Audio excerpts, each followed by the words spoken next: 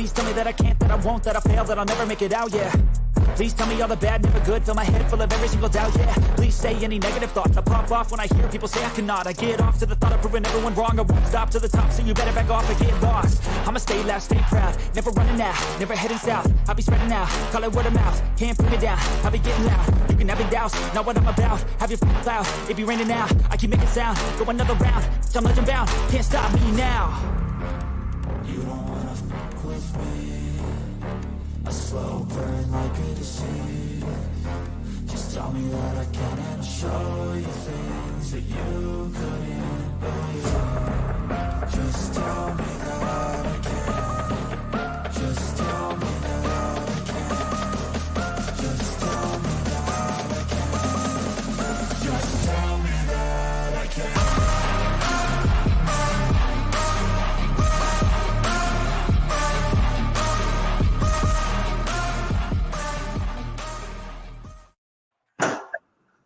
All right, everybody.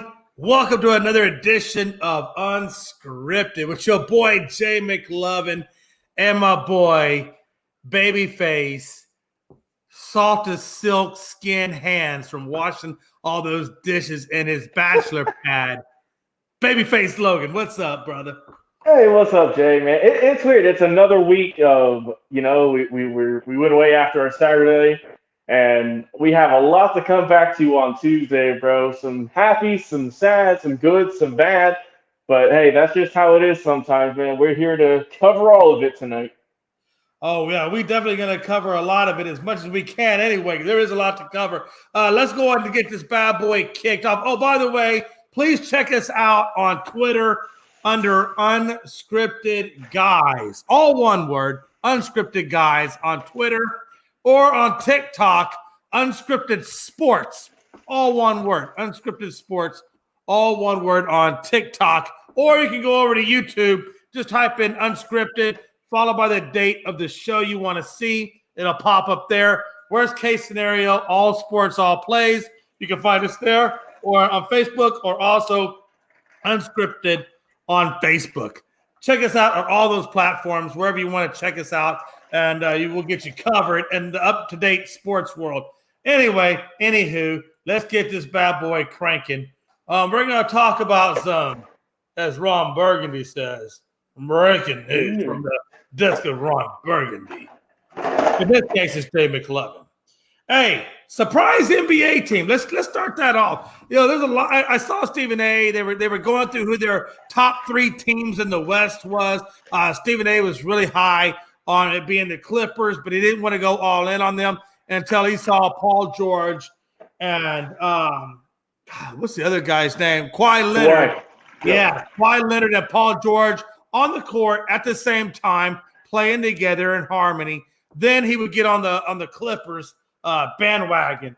But a lot of them had the same teams, right? They had Phoenix was in there. They had, I think, the number one team being New Orleans. And they also had Golden State and so forth. Those were the three basic teams. But we want to kind of look at the flip side, not who's the best team or the team we expect to be there, but who are your surprise teams? And Logan, I got to be honest with you, man. For me, it came down to two, man. I couldn't really decide which one I truly wanted to go with, so I put two in there for various reasons.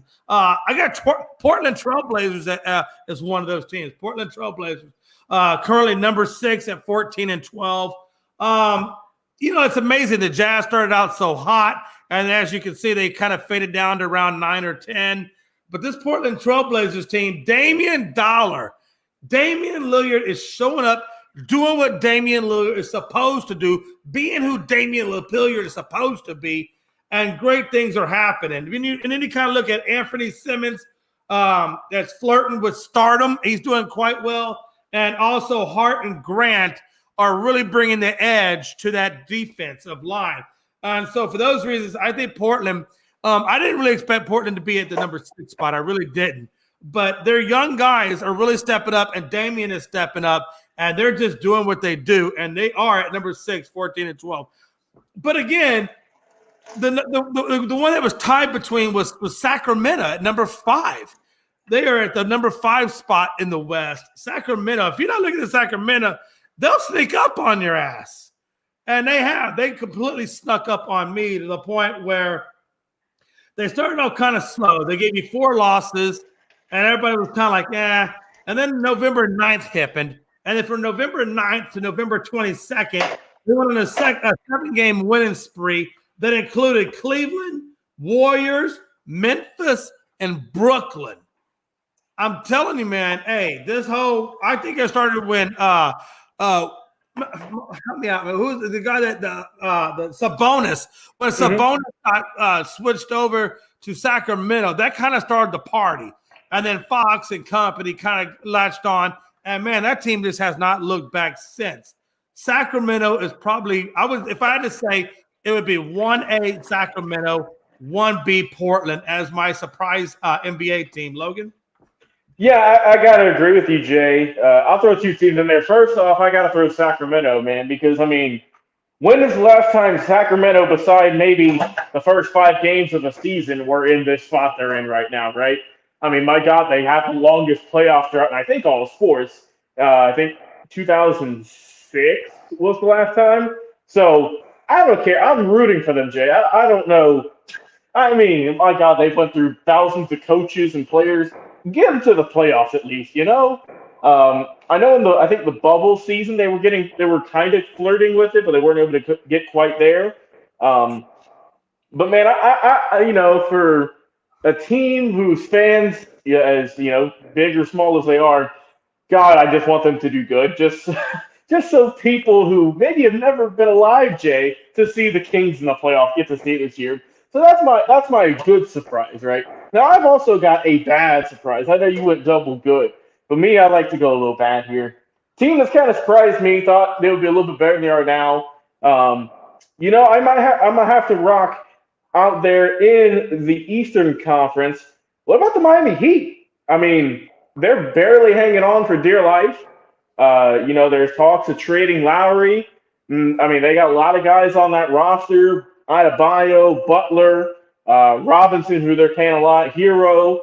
And, I mean, they're barely clinging on to a play-in spot right down their 10 spot. And, I mean, also you can maybe throw the Bulls in there also. I didn't expect the Bulls to be out of the play-in spot even this kind of early on the season. So I got to go with both those teams in the Eastern Conference, and for teams who I thought could have done or should be doing better than they are currently. Yeah, it's crazy to me.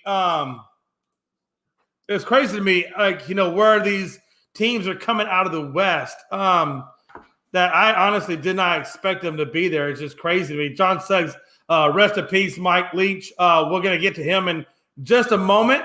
Pelicans, yeah, man, these freaking Pelicans are stupid. Although I still don't like the way that Zion, when he comes down and lands, I feel like it's just an injury waiting to happen. New York is looking good too. No, New York is looking good. They're looking stupid, honestly, compared to, you know, if you look at their team, it's just a bunch of ragtag guys forming up that squad, but they're doing it in chemistry. So go figure. Heat, Bulls took a big step back in the East. In the West, I say T-Wolves and Jazz took a step. Of course they took a step back. The T-Wolves did. Freaking what's his face? Karl Anthony Towns. I don't know how long he's going to be out for, but I think it's going to be a hot minute. Jazz, well, the Jazz really, in my opinion, were never supposed to be there in the first place. No. When they gave away their 2 biggest damn stars, right? Yeah, I mean, that's a team who, I mean, like I said, they came out hot, and everyone's like, oh, okay, maybe they did need these 2 guys, but now you're starting to see reality set in, right, that those guys played a huge factor, obviously, and now the team's struggling because of that. Yeah, absolutely. And it's just crazy to me as where they are. But that's kind of, in terms of surprise teams, that's kind of where we are in terms of, I think, when me and Logan are looking at it. Number 2, I wanted to kind of talk about this for a second. Cade Cunningham, Logan, he hurt his shin. He had surgery. He's on the IR, and he's done for the season. Wow. Because, you know, Detroit, I mean, you know, that's like one of their biggest players in Detroit outside of Ivy is Cade Cunningham, and now he's out for the season. You know, what do you think about this for Cade Cunningham? Is it just routine, whatever? Does it stunt Detroit's growth any? Their ability to grow any? I mean, what do we think about Cade Cunningham going down? or am I just making more out of this than nothing? No. I mean, I definitely think it stunts their growth. I mean, don't get me wrong, the team sucks still. They're the last place in the Eastern Conference. I think they have the worst record in the league, honestly, at the moment. So, I mean, it's Right. not like they were doing great with them anyways. But, I mean, Detroit's been a rough basketball squad for a couple of seasons now. Obviously wanting to go younger, build in the draft, and having Cunningham go down for the rest of the year just really is a punch to the gut. Um, I also heard rumors they might be trying to trade Sadiq Bey, so that might be something to keep an eye out Oh, for. that's interesting. Um, I did see that. I think Bleacher Report reported on that earlier. I think today or yesterday, I forget.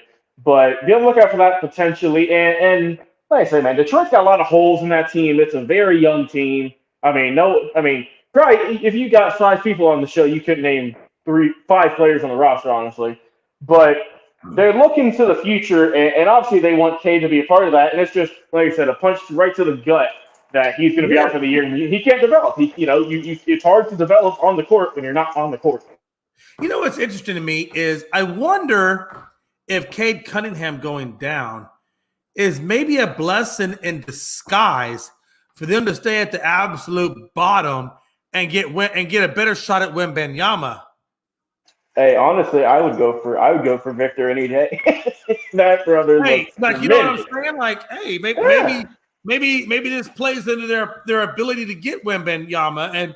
And God, if they get Wembanyama, Cade comes back next season perfectly healthy, ready to go. Now you got Ivy, Wembanyama, and Cade Cunningham. What a time to be alive for That could be a dangerous combo for a while. If, like I said, that's a big if they all play to their potential that we all have for them, and if they manage to keep that number 1 draft pick and go after Wembanyama. Because, I mean, come on, that guy's going number 1. That's been touted ever since last year's draft ended. There's no way the alien doesn't go number 1. I'm sorry. It ain't going to happen.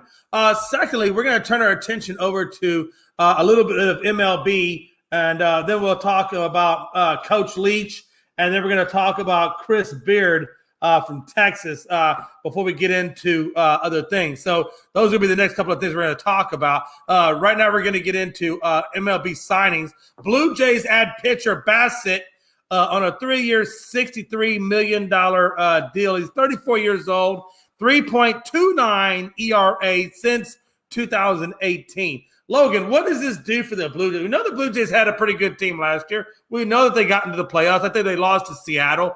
But what does adding Bassett and whatnot to that team, how does that really improve them? Does it make a big splash, or is it just they signed Bassett, no big deal? I mean, Jay, we've talked about it all last season. The big what if for the Blue Jays wasn't really the lineup. It was more so the pitching rotation, either the rotation in the bullpen or the starters. And Bassett did really solid last year for the Mets. He carried them for a few games and he looked really solid. And I think the Blue Jays saw that and said, hey, we need to bolster our starting rotation a little bit. Let's throw some cash at them and get them on over here to go with everyone else in our squad. And I think it was a fair deal. I don't think it was too much. I mean, you look at how much it was, and you might be, oh man, that's a lot of money. But I mean, with how much guys get paid nowadays, that's chump change. First of all, I want to go back up real quick. I didn't mean to ignore you, John. I apologize. Detroit, Detroit giving up Trey Lyles and Josh Jackson and 2 second-round picks in the deal for Marvin Bagley that hurt them more, in his opinion. I agree. Hey, they gave up a lot for Bagley, and they haven't really got a whole lot in the rate of return. Real quick, I'm going to go talk real quick about the Bulls real fast. When it comes to the Bulls, we're going to talk more about that on Thursday. And the topic for that will be, should the Bulls blow up the team and start over, or where do they go from here? So we'll talk more about that on Thursday. But back down to John Suggs' biggest shock in MLB signings was Red Sox never do anything before trade deadline. And now this offseason, they signed the Japanese player to $90 million, outfielder they picked. The Red Sox need a lot more than just a pitcher and one outfielder, okay? But is it a good start? Maybe. Is it going to be the end-all, be-all for them? No. Do I care about the Red Sox? Not really. And, that's kind of where that stands. But no, Logan, back to what we were talking about, man. Hey, Sean Murphy, Jesus. You guys gave up a boatload for Sean Murphy. I hope he's worth it. I mean, I'll take it for a guy who got a couple MVP votes last season, Jay. I gladly will. Um, it was weird. A three-team catcher main subject trade, which that's one in a million.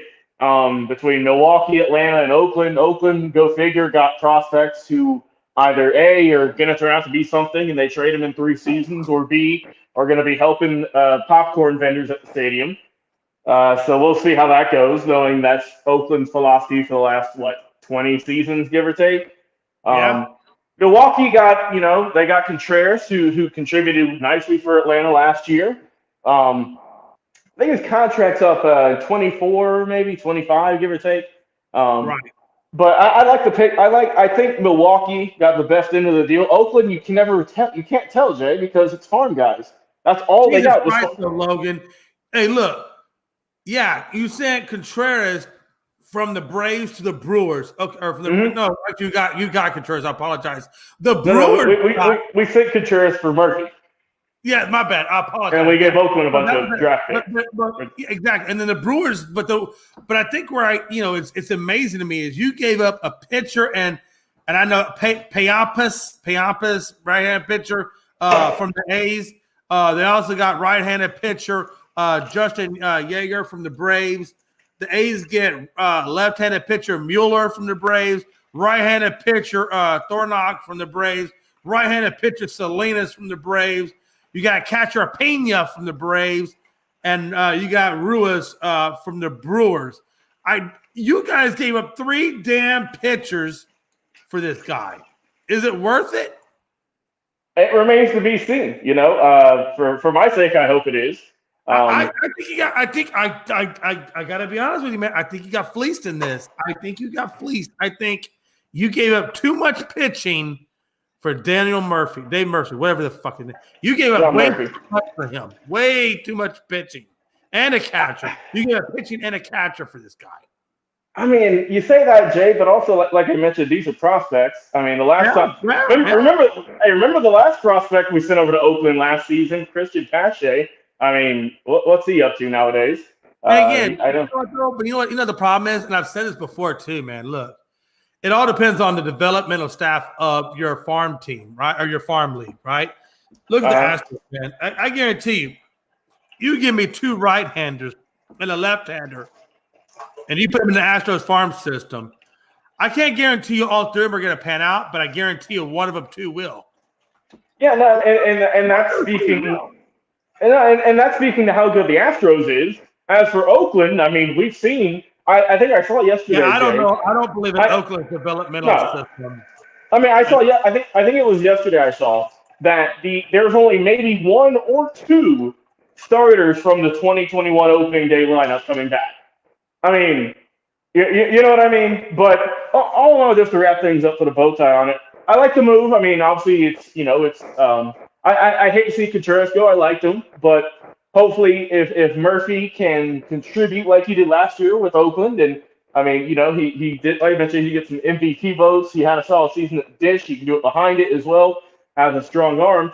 I mean, hopefully that can work out. And then also, it made sense because you're going to keep Darno now. You can swap those guys out. If one isn't catching, the other one could be DH that day. Give that one a break. But all in all, like I said, I like it for the Braves. You got an MVP vote getter. The Brewers get a young stud who hopefully keeps going the way he went last year and the year prior. And for Oakland, I mean, we'll be able to tell in 3 to 5 years how that turns out for them. It's just too early to tell for them. Exactly, and again, you're going to know how bad the Braves screwed up in about 3 to 5 years when those 3, you got 1 lefty and 2 righties come up through the minors. We're going to find out, was it a good trade or a bad trade for the Braves? And then, of course, also, we'll get to that in a minute. He brings up a good point. John Suggs says he's talking about the Yankees being interested in Tatis. Holy shit, if they get Tatis, what the hell, Logan? And will the Padres really let go of Tatis? That's a tough one. Who are they trading for Tatis? Bro, if I'm San Diego and I just signed this bro to how much money has he gotten? I mean, he got paid a lot. And I mean, let's face it, when he's healthy in the 2021 season, he looked like a guy who potentially could have won MVP. And in some people's mind, got a lot of votes for it. Last year, we know he had a bunch of issues, both on and off the field, injuries and PED usage and all that fun stuff. But I don't think San Diego would be. It wouldn't make sense, Jay, for them to trade him away. I mean, San Diego had a great season last year. Why would you blow it up if you? I understand if you were selling pieces off left and right, but they're not doing that. So I don't know. I don't buy it. I think it's just rumor mill stuff. But my God, if it does happen and the Yankees don't win a World Series, oh God, we're never going to hear the end of it from Frankie. Oh no, we're never going to hear at the end of it. Number one from Frankie. There's a lot of things I think that are going to go on there. Again, if Tatis, you got to understand when they signed Bogarts, he's just a straight up shortstop, but he's a great shortstop and he has a good bat. So when they signed Xander, that took Tatis because his natural position with the Padres before they got Xander was at the shortstop position, but we also know he plays outfield. So once they brought in Xander, that pretty much took Tatis and put him in the outfield at that point. Or if they don't want to put him at the outfield, they're going to put him as basically a designated hitter. So Tatis now is your designated hitter. If you don't put him in the outfield, you're going to put him at the designated hitter. If he stays with the Padres, if he goes with the Yankees, well then he could be a designated hitter and or slash their shortstop. If you think that you can get rid of Gleyber Torres and put him in a sign and trade somewhere, huh? Hey, all I'm saying, man, is salary cap be damned if the Yankees get this man. He got paid $300 plus million for the love of God. And think about that. He's got $340 million. Judge has got what, $360? Stanton's probably got about $250 or so. Hey, Rizzo's got. If they bring in Tatis, you're looking at $1.2 billion between four guys. 1.2 billion between four guys. That's what you're looking at. But again, if you do bring in Tatis, he does give you some flexibility. You could put him at the DH. You could put him in outfield. You could put him as your shortstop. And if you put him as shortstop, then you could basically get rid of a Gleyber Torres, which, let's be honest, or even that Ifalafa guy, whoever you want to put there. You can even get rid of both of them, for crying out loud, and trade both of them away for either prospects or other positional needs, i.e. middle relief pitching. Hello. But again, that's where I think Tatis would benefit the Yankees and put him at the shortstop and then get rid of Ifalifa and get rid of Gleyber Torres. Take those two guys, package them up, send them off, see what you get in the rate of return in terms of middle relief pitching. Could be interesting. That's what I would do if I was Brian Cashman. Anyway, moving on real quick. Right-handed pitcher Kodai Senga comes over from Japan for 5 years, $75 million. What a time to be alive. 5 years, $75 million. Yeah. From a pitching perspective, how does that play out, Logan? Yeah, he was kind of the main Japanese import guys we're looking at this year. And, just kind of looking at highlights. I haven't watched a whole lot on him because, I haven't really just had a chance to. But, he looks solid. We'll see what he can do. Like I said, they signed him to a good bit of money and just, once again, bolstering that pitching staff, man. I think teams are realizing now more than ever, if you don't have a strong pitching staff, you are screwed in the postseason. Yeah, no, I definitely agree with you. And I did want to kind of bring up what John Suggs was saying, that he has that Giancarlo Stanton, Alex Rodriguez type move in mind. Hey, here's the deal, folks. I personally think you could take Stanton, Torres, and Ifalafa, if I'm saying his name right. You could take all three of those guys and trade them for middle relief. And you wouldn't miss a thing, except your team would get better because now you got plenty of hitting. And then you would have middle relief. And if they are able to sign Rodon, now you got starting, middle relief, great hitting, and then the only positional need that you will suck at if you don't address it, and I don't think they will in time, would be closing pitching if you think Hamels is the guy that's going to get you there, and we all know that it's not. What a time to be alive. Last thing I want to talk about Major League Baseball signings is Christian Vasquez going to the Twins, 3-year, $30 million deal. And I'm going to tell you, Logan. This one's all you, Jay. This is your guy half the season. Oh, man. Hey, Frankie the Yankee is now in the building. I knew he would be here when we talk Yankees and Cashman. He just hopped in. Give me 1 second, Frankie, and then I'm going to let you tear into anything you want to say about anything that I've said about New York and what you think the Yankees should do. But I'm going to give you the full floor. Just let me say one thing about Vasquez, and then the floor is yours, brother. Vasquez, Jesus Christ, 3 years, $30 million. That's $10 million a year. Look, the Twins scored heavy, like heavy. Gary Sanchez, get him out the door. He doesn't matter. You're talking about a guy that can hit the ball, and you're talking about a guy that can get you no hitters and probably the biggest of settings. I don't know how much of a bigger of a setting than New York to get a no hitter than that. I don't know what of a bigger setting other than the World Series itself. Oh yeah, that's right. He got you a no hitter there too. Damn, if I wouldn't say that $10 million is pretty damn cheap for that type of game caller. Would you agree, Logan, that they basically got a super cheap deal on a damn good game caller and he can hit the ball? Yeah, if I'm his agent, I'm trying to figure out how come we didn't get more money. Exactly. Well, especially with as much money as guys get paid nowadays.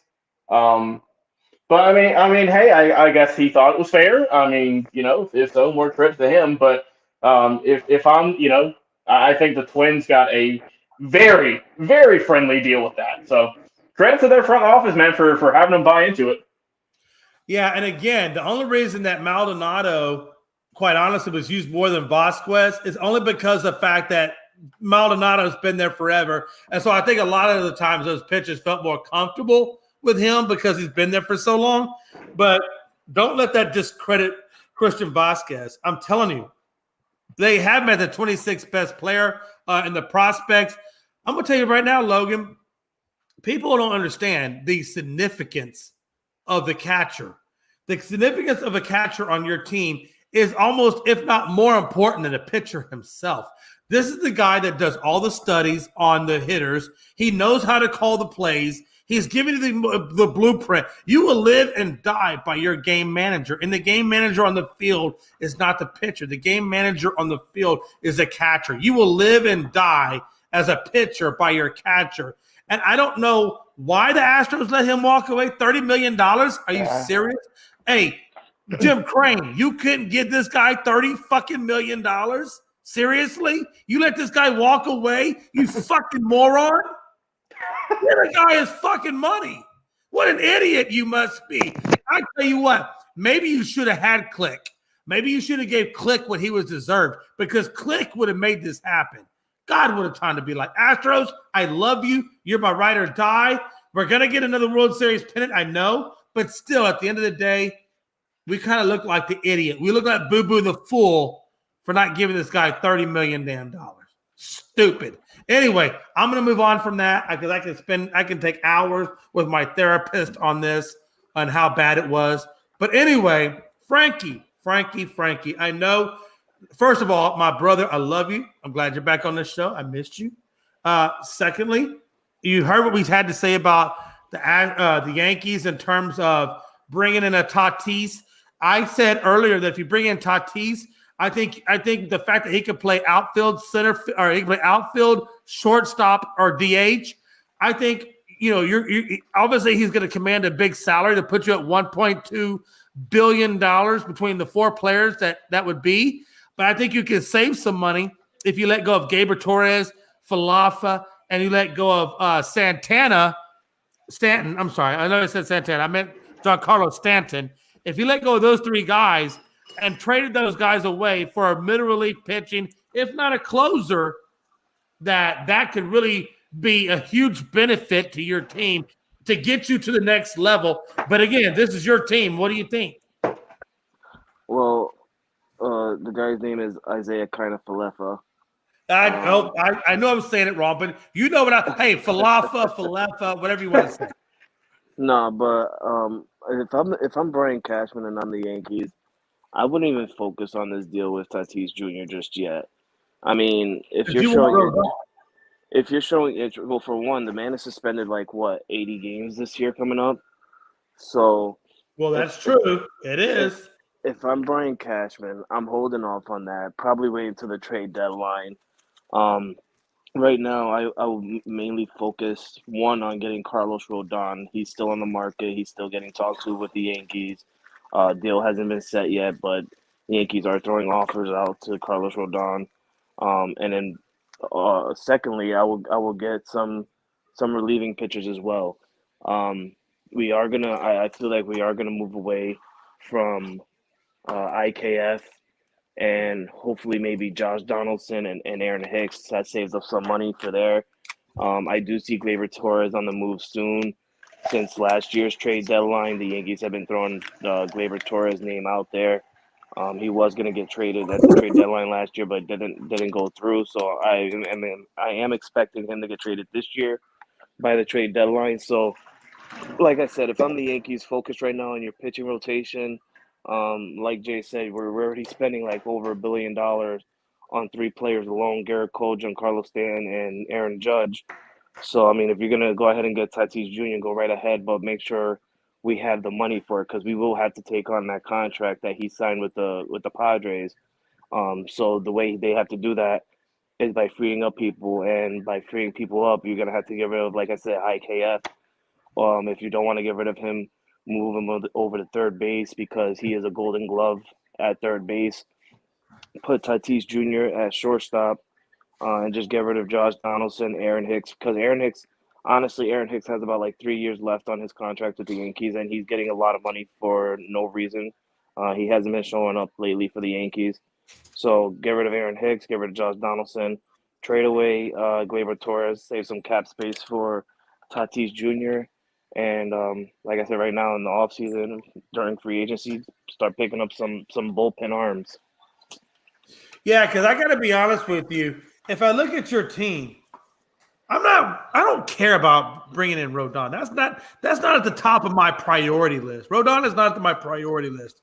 If I'm with the Yankees and I know what the Yankees are about, and I've seen what the Yankees are about over a season, Rodon is probably the farthest thing from my priority list. My priority list is 2 positions and 2 positions only: middle relief and closer. Those are my two priorities. I got to be honest, because those are the 2 needs. Watch this. If the Astros met the Yankees right now in the ALCS again, the reason why I know we would whip your ass again is because I know that if the Astros get beyond your starting pitching and we get into your middle relief, it's going to be the same recipe as it was the last go around. If I get into the Yankees middle relief, they're done. If I get to the Yankees at closing, they're done. And that's why I'm saying you guys are building a good team. I just would like to see you not worry so much about the Tatises or the Rodons and worry more about the middle relief and the closing. I feel like if you address your middle relief and your closing, that's going to solidify you as a legitimate 1 or 2 in the AL division or the AL as a whole, honestly. Well, I mean, if you really look at it, Jay, during the playoff times, what do we use? Basically, literally every team, what do they use in the playoffs? 3 starting pitchers, if I'm not mistaken. They'll use 3 to 4. It depends on how deep their starting rotation is, but typically it's 4. Typically, if you're using 3, you're done. You're not going to the World Series. Typically, the ones that get to the World Series have 4 starters and have 2 middle relief, and then they have 1 closer. And when I say 2 middle relief, is they have 1 guy that will take over around the 6th or 7th inning, and they have 1 guy that may come in for a little bit, spot 8th, and then they'll come in with their closer in the 9th. So I would say you need 2 middle relief that are solid plus a closer. So stay with me for a minute, Jay. So if the Yankees were to sign Carlos Rodon, playoff times come around, there you go. You have Garrett Cole, Carlos Rodon, Nestor Cortez as your three. Followed by that, you could have Luis Severino come out of the bullpen, because realistically, if you have those three guys starting in the playoffs, those three alone can get you about 6-7 innings deep. So if you can get that out of those three pitchers and then have a Luis Severino, even a Frankie Montas come out of the bullpen to But at you know least what? do your But it's been seventh and proven eighth. though. Watch this. I knew you were going to go with that, and I'm okay with you going there because I thought the same way when the Astros went that direction last year, or I should say not last year, this year. We didn't even go to our Garcia, or if you looked at our Astros rotation, Urquidy was in the bullpen, Garcia was in the bullpen. And each time that we brought those guys out for a bullpen session into the actual game, they weren't as effective in the bullpen as a reliever as they were as a starter. I think it's just because it takes them a little bit longer to get into the groove of things or to settle in. You need that reliever like a Nestor Cortez, not Nestor Cortez. You need a Hector Neris. You need a Abreu. You need a Montero that just comes in and right away is just in that mode, can get into that mode and get you that one inning in and out the door. Sometimes those starting pitchers, they don't give you that in and out the door quite like the relievers do. So there's a little bit of a difference. And I didn't realize that because I was like, oh, yeah, we got Garcia in the bullpen. We got Urquidy in the bullpen. And they tried that. They brought Urquidy in. They brought Garcia in during the playoffs, and they did not pitch as well as Abreu, Montero, Presley. I mean, those our relievers pitched much better in those relief innings, those short innings, than our starting pitchers did. And we also still have those relief arms that, that I'm still looking at, like a Ron Marinaccio. We still have a Michael King, but Ron Marinaccio got hurt a little bit late. It wasn't a serious thing. Michael King got hurt to where he might need Tommy John surgery. I think he is getting Tommy John, so he's probably going to be out for a whole year. So, I mean, yes, I see where you're going, but we still have we still got Wandy Peralta. We still have Lucas Lecky, who, by the way, I'm not a big fan of Lucas Lecky. I feel like his throwing whip is insane. And you guys correct me if I'm wrong, because I do tend to overlook that with you guys, because you do have a lot of pitching. Actually, the Yankees have a lot of pitching. It's just a lot of your pitching is on the IR. You got Chad Green. I don't know when he's going to be available, but I know you have him, and you do have that. Correct me if I'm wrong. I can't say his last name, but I know it starts with an M, Massiano or something like that. Marinaccio. Okay, so I know you got Marinaccio and you have Green that are on your DL. Are they supposed to be ready to come next year, or are they going to require time? I think Ron Marinaccio is going to come back next year. It wasn't a serious injury for him. And Chad Green, he's literally just coming off Tommy John. So I feel like he'll be ready. Tommy John, though, hey, he might as well put I'm going to tell you right now, we all know about Tommy John. We didn't see Verlander for a solid year. Trust me, you will not see. Yeah, you won't see him until 2024 season. Well, no, he got his Tommy John surgery successful before the start of last season. So they're gonna have to see him go through his rehab stints, his minor league stints. Exactly. Yes. Yeah, yes, and then you're gonna get a better feel if he'll make it back or not. But I still think you got to bring somebody in now, just in case you don't bring him in permanently. You bring him in on a 1-year deal, and then you wait and see what you have coming off that injury reserve later. No, yeah, I agree with that, and it also looks like the same with Zach Britton. Zach Britton was hurt for a while, and then he came back last year, and he was in the AAA and AA for a really long time before we brought him back up into the roster.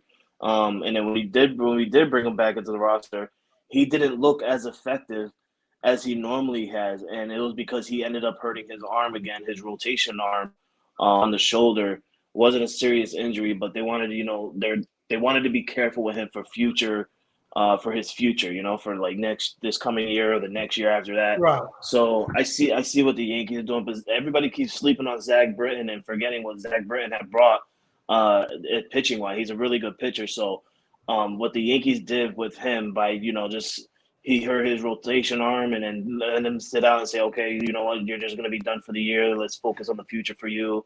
and let's just take it easy. No, It brings a again, lot. So hey, at the end of the day, man, a lot of things are going to come through fruition once we get into spring training. Once we get out of spring training, a lot of things are going to come to fruition for where these teams actually are, especially with the Yankees and your pitching. Once you get through spring training, then we're going to know a lot more. So that's kind of where once we get through this free agency, we'll see. Oh, well, that's true. Yeah. Hey, listen, and don't sleep on Rodon. I know the Yankees are gonna do their best to probably bring in Rodon, but don't forget Bruce Bochy may bring Rodon over at the Rangers. So let's wait and see what truly happens. But I think, Frankie, look, man, it's the damn Yankees. If they want to bring in somebody, they're gonna throw a shit ton of money at them, and it may happen. So we'll see. We'll see where those cards fall, where they may. We should know within the next, hopefully, couple of days where Rodon actually does. I did hear a rumor that the Yankees are throwing out a 7-year deal at Rodon, giving him what he wanted, 6-year, 7-year that he wanted. So they're going to give him a 7-year deal. Though, because he's only had 2 years. Exactly. And that's the one thing that worries me. So they're probably going to give him a 7-year deal, and it's going to be worth probably around $200 million. God damn. That's a lot of cash. Hey, it must be nice to live in New York. I don't know. I guess it must be living. Hey, we're money. He said no. He said there's too much snow right now. Yeah, it's shit to live in New York. It's just a great time to be a New York Yankee fan. That's all. There you go. New York Yankees suck. I don't care. 2, 3, 4. Hey, watch this. 2, 3, 4, 6 billion. You still don't have a ring. So shut up.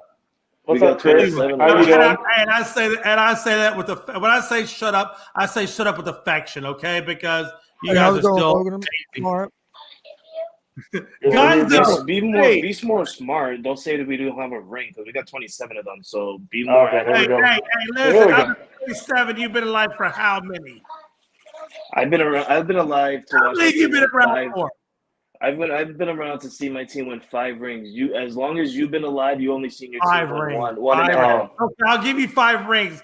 I don't care what they say. I'm still counting 2017. We got 2 rings. I guarantee. I bet you we get 3 more. I bet you Astros get 3 more in my lifetime. Shut your damn mouth. 3 more in my lifetime. Their sport's been around forever, and you're the New York Yankees. With your payroll, you should have 100 rings. Anyway.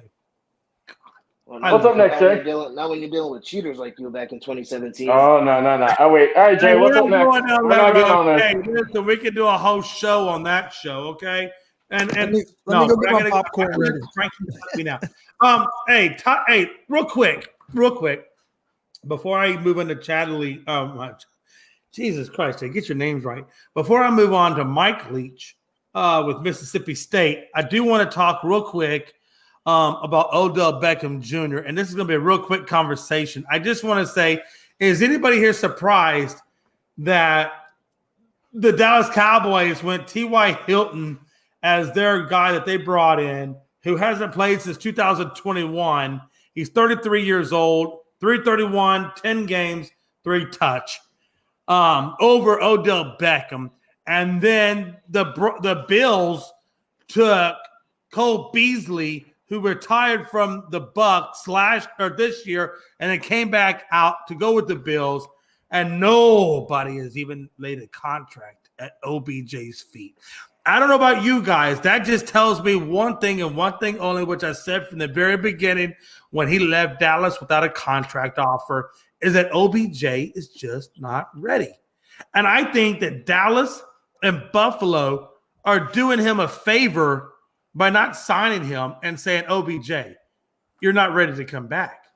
You come back next year and talk to us, and then we will have another medical review of you, and then we'll reevaluate. I think what the teams are saying is, OBJ, keep rehabbing. This isn't your year. Come back next year. No.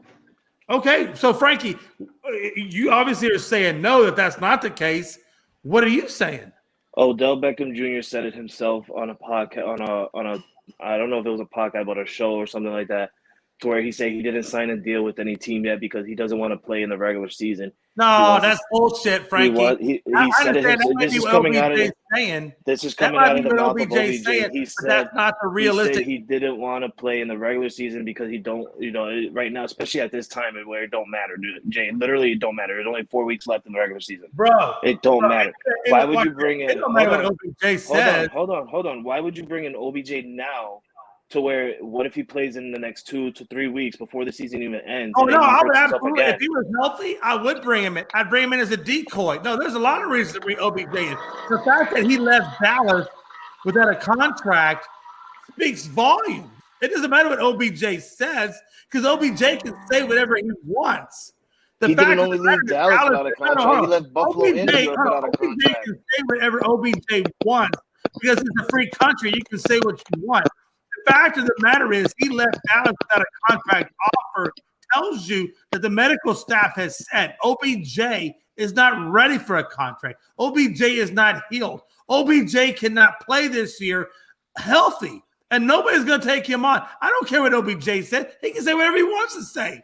The medical staff is the only thing that matters. Let me ask you this. You're saying all that, but who would you rather sign right now, OBJ, or would you rather stick with that T.Y. Hilton deal that you T.Y. Hilton. T.Y. Hilton, and You're I'll tell you what. No, you're going to give me the reason to respond because you asked me a question, and I'm going to respond to the question. The reason why I say T.Y. Hilton is I know T.Y. Hilton's gone through medical review, and he's healthy to play, and we're good to go. And he also was the number one pick he was a wide receiver one from the Colts. So we know that he can bring something. If I sign OBJ to a contract on 10 months ACL back-to-back, and he tears it game one of the Super Bowl, and I can't use him anymore, it does me no fucking good. I need a guy that can last a whole season. I don't need a guy who's not fully capable to play on a contract money that I'm paying him and can't fulfill his contract obligation. Hold up. T.Y. Hilton, hold on, I'm done. I'm almost done. T.Y. Hilton can fulfill his contract obligation to me on the field. OBJ, medical clearance-wise, medically speaking, OBJ cannot fulfill his contract to me. Oh my God. Okay, well, I'm going to ask this to the person who knows a lot. It's not about who's the best. T.Y. It's just who can stay on the field the longest. Yeah, and I'm going to ask the person who knows a lot about T.Y. Hilton the most. Chris Gonzo is an Indianapolis Colts fan, and he knows a lot about T.Y. Hilton. Chris, can you sit there and say that T.Y. Hilton? Hold on, Frankie. Before you ask him a question, could you please at least introduce him to the show and then ask him the question? Because I didn't do that yet. I'm not introducing him. I don't know. Chris Gonzo in Indianapolis. Hey, this is Gonzo from Gonzo Sports Room. Everybody knows who the hell Hi, Gonzo Chris. is. Anyway, Chris, you know a lot about T.Y. Hilton. I love Frankie. What an asshole. Typical New Yorker. Can you sit there, Chris, and say T.Y. Hilton is going to stay healthy? Thank you. No. Thank you. No. Give me a chance to speak, damn it. The last 2 years with the Colts, he missed more games than what he played. Exactly. Logan, could you please introduce Big Shot Rob real quick to the show? And welcome to Tuesday night's edition of Unscripted. Drum roll, please. Big Shot Rob. Rob Strike, what's going on, brother? Oh, wow. Perfect. What is that? What's going on, guys? How you been, man? Who had How you been, man? sound What's going effect on? I cue? know it's been a while. Hey, I'll say how I've been. Hey, Rob, can I say how I've been? Let's see. I beat Gonzo, and I saw Cook Me Up isn't in the top 8 no more. That's how we've been. Yeah, I know, man. Hey, Fantasy playoffs coming up, man. Congrats. all I know is Mr. Irrelevant Damian Hernandez commented. Mr. 0-13, 0-14. Oh, wow. Wait. I think Dallas wants to get Zeke off their books before offering. Jesus Christ, Damian. You make it so hard to like you. John Snook says Hilton will earn a base salary of 1.1, carrying a cap of 198, basically 200 grand. 1.1 versus 8 plus. Again, thank you. That just helps even more. point of why I'm glad we taken Ty and not OBJ. Not that I don't want OBJ. I want OBJ, but I want OBJ I want OBJ next year when OBJ is interviewing, potential clients. Look, let's not be honest. When 2023 comes to an end and we start looking at potential free agents, people are going to be after OBJ because I think that ACL will be fully healed and he'll be ready to go. Look, 2 back-to-back ACL tears, back-to-back years, you got to take that in consideration. And you got to know that 10 months is not enough time. Look, I've torn ligaments, and I know how long it takes ligaments to heal.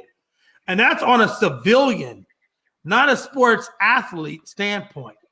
I got to imagine it takes longer for an athlete to heal from that and be effective than just 10 months. And I think OBJ would do himself a disservice signing now versus next year. And Frankie, I think you agree with that. I think you believe that OBJ is better signing next year, going through a full mini camp, going through a full training camp, and then making itself out on the field. I think we all in agreement that OBJ's best interest isn't this year. I think it's next year, and next year is when he comes back, and I think it's going to be the best version of OBJ that we're going to see. Would you guys agree with that or disagree? I would hope you come back fully healthy. And also, Damian, it's not our fault you drafted horribly. You don't have a quarterback starting right now. Your running back is a free agent. But hey, that's just me. When does the playoffs start for fantasy? No, I want to say that Damian Hernandez, you have not been involved. You have 14 weeks to get this ship righted. You ain't done nothing, brother. Yeah, Damian, it's called trades. It's called free agency. It's called I'm about to say you. Listen, Damian, all I know is when this season started, God forbid, when this season started, when it came week 4, I was 0-3 at number 19 position, right above you. And I am now sitting at Jay's been on a tear. And you are still at 20. Hey, look, Damian. Do with that information as you will. Is this the last week before playoffs? I believe so, yeah. I didn't make the playoffs, man. Week 16. Week 16 is Frankie, I made the playoffs in your league, though. Hey, by the way, whoever gets I'm in the playoffs. By the way, whoever gets the jersey is gonna get an amazing jersey. I promise you. And it can be basketball, baseball, football.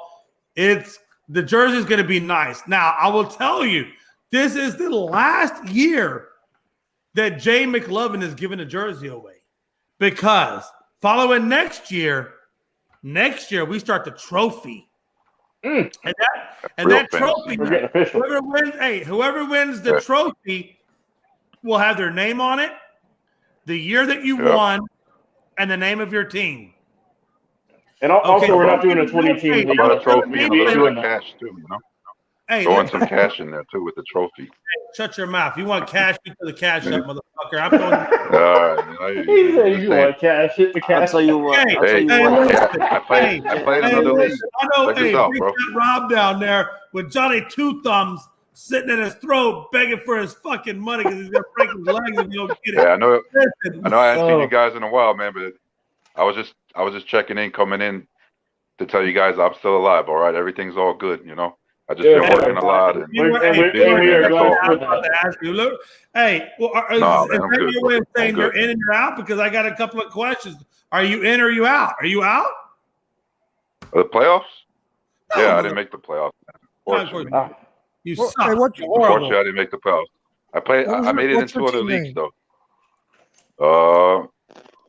In 20-man league, it was Cook It Up. I was in Frankie's league. Frankie's league. Let me check. Hold on. This week you're out. I don't know. I think I'm out. Let me get this resolved. Hold on. Yeah, me. I play Rob this week. I'm 8. I'm the 8th seed right now. Yeah, that's in a different league. Rob, you're currently out right now. Right now, you are. Yeah, I know. That's what I'm saying. If you win this week, you could slide back up. You're not officially. Is he 100% out? I don't think he's 100% out. I'm 100% out, man. I checked, man. I checked. Listen, it don't matter if we're 100% out as long as somebody from Unscripted wins. That's all that matters. Yeah, that's what I'm saying. I think somebody. Yeah, but the playoffs start week 16, so you got one more week. Logan, you got a first round bye, man. You should be happy, man. Oh, You got a I'm first doing round bye. great at the top. You'll be I in am the doing semifinal, man. tremendous. That's what I'm saying. It's gonna be I you or already Jay, told probably. Jay. Look what Logan needs. You know what You and Logan Jay needs? are gonna win it, man. Hey, What do I need? Logan needs circle the wagons. He needs circle the wagons to Oh, take a big hey, loss. I'm about to say that's the main competition right there. That brother's doing great. And, hey, circle the wagons, circle the wagons. Hey, they're playing stupid, man. I don't know what That's to say about them dudes. yeah, that's my boy Kenny. Hey, Yeah, your Kenny's boy, having a hey, tremendous hey, season. your boy Kenny scares the crap out of me. I I was You hope about he to wanna say. know why? It's because I told him at the beginning of the year if he joins our league, he gets a chance to win a jersey. And That is true. He's playing hard. playing this hard Hey, out I'm gonna just to tell get you right that now, win. Frankie. Hey, Frankie, can you tell Kenny when you talk to Kenny next, if Kenny wins, I'm gonna mail the jersey to you, and you're gonna give Kenny the No, jersey. In I'm not person. doing it. I'm not doing it. He's a Buffalo Bills fan. I'm not doing it. I will wipe my hands of it before Oh, giving it to him. how about Jay, that? what That if you jersey win? will be burned You by make the your time own you got jersey, to man. Jay, just what put if it you in win, man? crayon.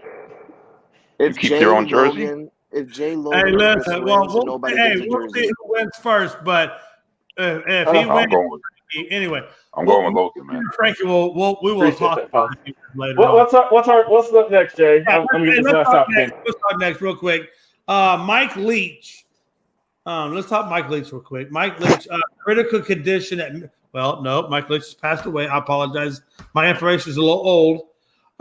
He had a massive heart attack. We all know he had a heart attack. It flooded his brain, and I think it limited the oxygen going to his brain. We all know he was in critical condition because of the heart attack.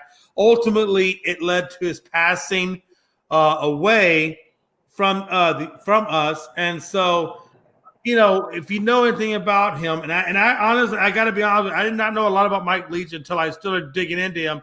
He did coach out in Texas for a hot minute before he actually took the job. He actually started out. I don't remember where. I think it was I believe his coaching path was Big Ten, Pac-12, and then SEC is in Mississippi State is where he wound up. But if you watch anything about his interviews, if you know anything about who Mike Leach is, he was a very incredibly different person, personality-wise. When he interviewed him, it wasn't your normal interview. Incredible football talent, an incredible person in general, and just had a lackadaisical, aloof, jovial, fun-loving person when it came to interviewing. And I think if you go back and watch some of his interviews, the questions asked him weren't typical halftime questions. They were more questions that you might ask at a Trivial Pursuit night. That's just how Mike Leach led his life, was by that type of press conference, that type of jovialness that he had. And again, Mike Leach, my condolences and scripted condolences go out to you and your family. And the world would never know a better human being, and definitely a more hilarious human being than what you gave us, man. And I appreciate you. Gonzo, did you want to say anything about Mike Leach? No, you pretty much said it all. Great football coach, a great man, and he'll be missed. Thoughts and condolences to his family. Logan?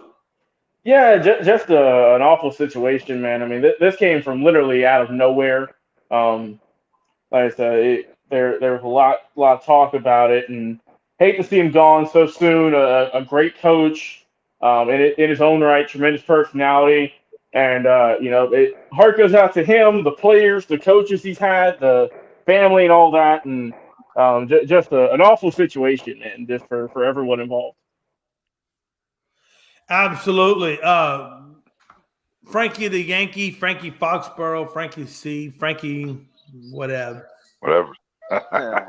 You got Frankie Lake Show. You got Frankie the Yankee, Foxborough. You got Frankie everything. You got so I many can't read names, that man. small. I just go down to funny, man. You got more damn names than Muhammad Ali. But anyway, go ahead, Frankie.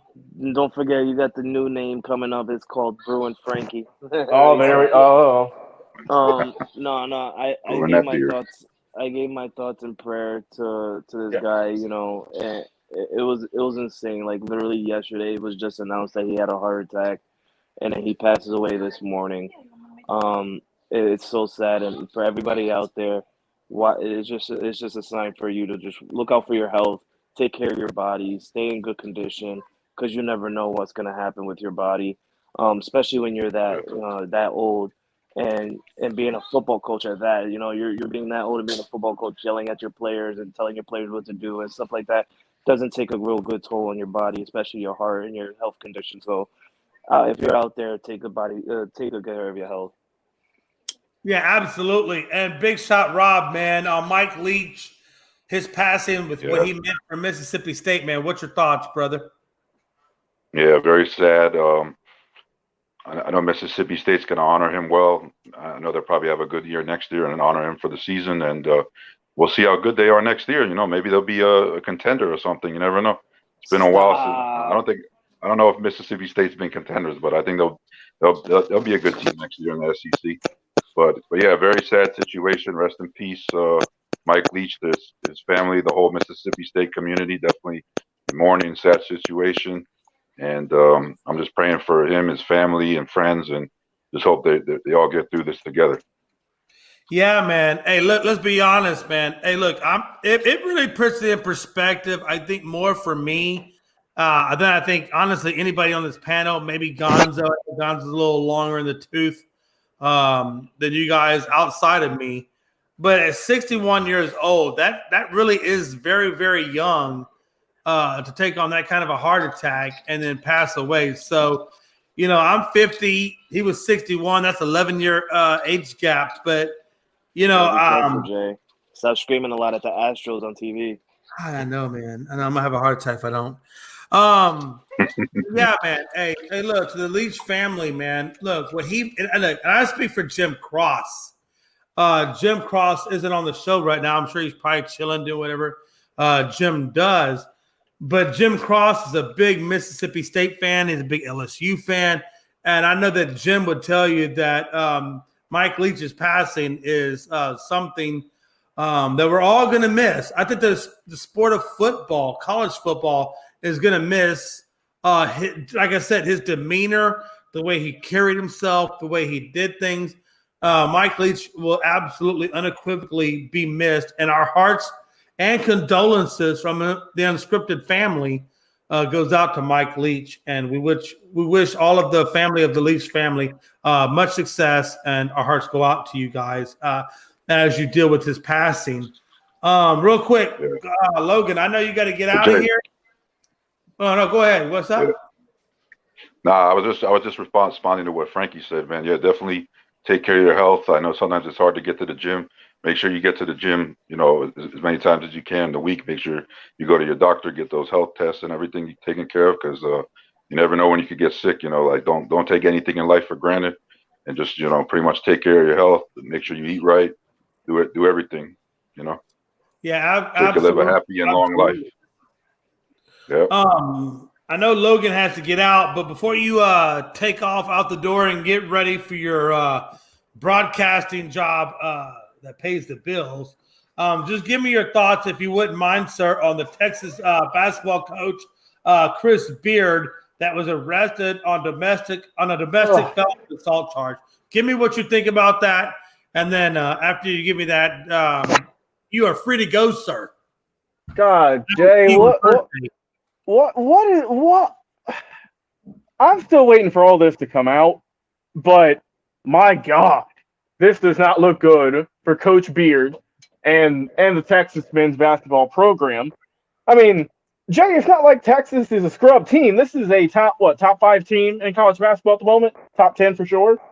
Yeah. And he had a game that night. He didn't coach it, but he had a game that night. He got arrested for strangulation, battery of a family member, and a litany of other charges related to that crime. Strangulation and biting. Yeah, thank you. At like 4 a.m. I'm waiting for the entire story to come out, but man, just off rip, just looking at the bare bones facts we have at the moment. I mean, they've suspended him indefinitely without pay. I'm sure Texas is waiting for the full legal procedures before they, I'm sure, officially fire him. But yeah, just overall horrible look for the program, just because of that's their guy, that's their leader, that's their coach, doesn't reflect well on the school, on the players, and especially on him. So, like I said, I got to wait and see what all comes out about it. But man, it does not look good for him. But yeah, guys, enjoy the rest of the night. I am headed out. Like I said, follow Frankie on Twitter, Unscripted Guys, doing a great job over there. Myself on TikTok at Unscripted Sports. We're putting out great content, Frankie. Big ups to you. And of course, like I said, Tuesdays, Thursdays, Saturdays, check us out. And I will see you guys later. Hey, Thursday, Good luck right? with your job. Enjoy the bye, man. Enjoy the bye week. Thursday, Yes, sir. right? Yep, yeah, Jay. I'll be on Thursday. Might be a little late, but I'll be on Thursday. Late, my Yeah. wife. I just want to address on that Texas head coach thing.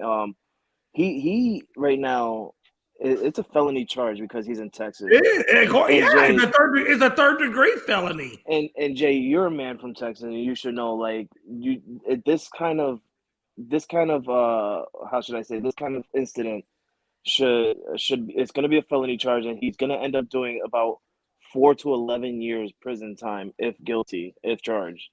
If I'm Texas, I might as well just move away from him. No suspension, just fire the guy and look for a head coach now. Yeah. Yeah. So the official thing in Texas is actually, yeah, you're right. It's 2 to 10.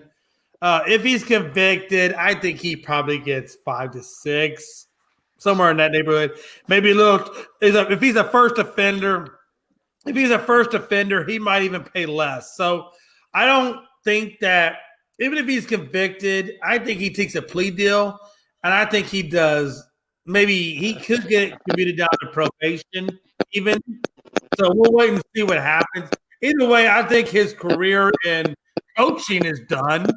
I think he's not going to be the coach of Texas anymore. My question is, he's suspended without pay. Rodney Perry will take over as coach. So let me ask you this. Look, Texas is pretty high up there in the standings. If I'm not wrong, I believe Texas sits at number 7 in the AP polls. So if they're at number 7 in the AP polls, and then he's suspended, and then you got Rodney Perry taking over as head coach, my question to the rest of this panel is, where does Texas go from here in terms of being Texas in the polls? Gonzo, do you see Texas still being a factor in the AP polls, or because of the situation going on, do you see them dropping dramatically? They might drop a little bit at first, but I think they'll still finish the season strong. You got a guy that's going to be coaching that's been there, knows everybody, has seen how things was ran. So it might be a change there, a little bit of a hiccup at first, but I think they'll be okay. I think, and it could galvanize the team. The players could get close together, and it might even give them a little momentum. You never know, but I don't think they'll drop dramatically. I think what Texas will do, they'll see how the year finishes out, and then maybe even make this guy the permanent coach, or then look to hire a new coach. Again, Damian points out, this is the second time he's been arrested for assault on a family member. So my thing is this: because we have to stay with the lawyer, we have to give all the full information. We can't just go by half-assed stuff. So the full information is this: Chris Beard's lawyer states that he has been falsely arrested. He's been falsely accused. And because they feel that way, that they feel like that the charges eventually will get dropped, and that, things will go back to whatever they were. Now, again, the charge for the felony he faces is 2 to 10. The lawyer wants the charges dropped. If the charges get dropped, does he stay the coach of Texas? Does he get, released from the job as Texas? What becomes of him at that point? Because again, he's arrested, and it doesn't matter if you're arrested. We all get arrested. It only matters if your charge is conviction or not conviction. So we don't know. He could come up with non-conviction. If he comes up with non-conviction, Frankie C, what do you see happening if he's not convicted? What becomes of Beard at that point? If he's not convicted, I think that Texas will still have him suspended for a little bit, just because he did do, he did something. He did something. He's arrested for something. So, I mean, I don't see him not getting convicted. I do see him getting convicted. But if he's not getting convicted, he's just going to be suspended for a little bit, and then he's going to come back into the program for Texas and continue his job as head coach. Interesting. Big shot Rob. What are we looking at, brother? You're muted, Rob. Oh, Rob, you're muted, Yeah. Bubba. Yeah, my bad. Yeah, I would say if he's not convicted, then I would say to just suspend him for a little while, maybe a possible fine, but they got to do something. They can't just like let him go because I mean it's just not a good look on the school. The school has to do something. So to me, suspension and maybe a little fine would be good enough. But keep him as the head coach. Then you don't even need to bring in that other guy. That's only if that happens, though. I mean, we'll see. Maybe a full year suspension and come back next year.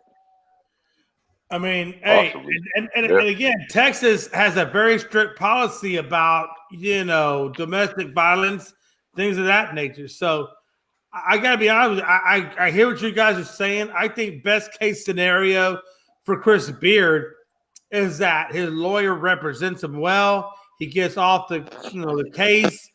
But I think Chris Beard is looking for a job with a different university. I don't think he comes back to Texas. At this point, I think his career at Texas is done, regardless of what the outcome is.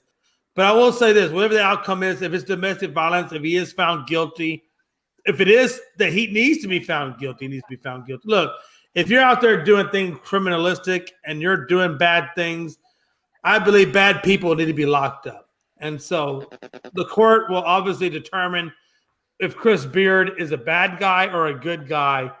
And we'll find more out that as that comes around. And if he is a good guy and this is falsely accused or whatever, I don't think he has a career at Texas, but I do believe and I hope that he gets a career somewhere else if he's found not guilty. Well, more to follow on that. Real quick, we're about the hour and 12 minutes. I want to talk a little bit NFL recap, NFL takeaways. Obviously, a takeaway is that Kyler Murray is now out for the year and done forever until next year. So now that takes the Cardinals completely out of contention. But my question is not about Kyler Murray so much as it is about Cliff Kingsbury and what does his job future now look like with the Arizona Cardinals? Do you think that the Arizona Cardinals, because they're not going to make the playoffs this year, we all know that, but is it time for Arizona to move away from Cliff Kingsbury and find a new head coach? Or do you guys want to see a full season of Kyler Murray next year before they make that decision? Gonzo? I think it's time for him to go, but I don't think Arizona is going to let him go because they just signed him when they signed Kyler Murray to that extension, they also signed Kingsbury to a big extension as well.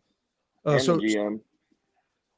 Yeah, so I don't think he'll be going anywhere this year, and they're going to miss Murray some of next season as well. Yeah, I mean he's not going to be ready to begin the season, so I think he'll get through this year, and then he might even get a kind of a pass on next year because of Murray being missing so many games. So he might get a couple more years out of it. Yeah, Gonzo, what do you think, man? he just answered. Wait, Gonzo, Jesus Christ, I'm sorry. Fox. Well, right now we're talking football. Foxborough Frankie, what do you think? Too many names. All right, I'm trying to keep them all together. Foxborough Frankie, what do you think? Yeah, I agree with Chris. I mean, like Chris said, they just signed this guy to a crazy deal through 2027. So I don't see him getting fired just yet. And with the Kyler Murray situation, he's not going to be back at the start of next season. He's most likely going to come back in October, probably November, because this is a torn ACL at the end of the year. So And we all know torn ACLs take about 10, maybe 11 months. So he'll be out a while. I give it to about 2024 to 2025. Absolutely. And big shot, Rob, man, what's your thought process on the whole Kyler Murray, Arizona Cardinal, and Kyle Shanahan situation? What do you think? Look, man, we all know about Kyler Murray. We don't got to talk about Kyler Murray. I am more specifically interested in Kyle Shanahan. We know what's going to become of Kyler Murray. He's under contract. He's going to miss a year. Okay, let's move on from that. Let's talk Kyle Shanahan. What becomes of Kyle Shanahan this year and going forward with the Arizona Cardinals? Wait a minute. You mean Cliff Kingsbury? Kyle Shanahan? Man, Cliff Kingsbury, damn it. I'm sorry. Yeah, Cliff Kingsbury. Thank you. I'm sorry. I got too many names going through my brain. I apologize. Cliff Kingsbury. I should know that because my mother's maiden name is Kingsbury. I don't know why I don't know that. You need to smoke something, calm yourself down a little bit. Jesus, this is what happens, Chris. This is what happens when you turn 50.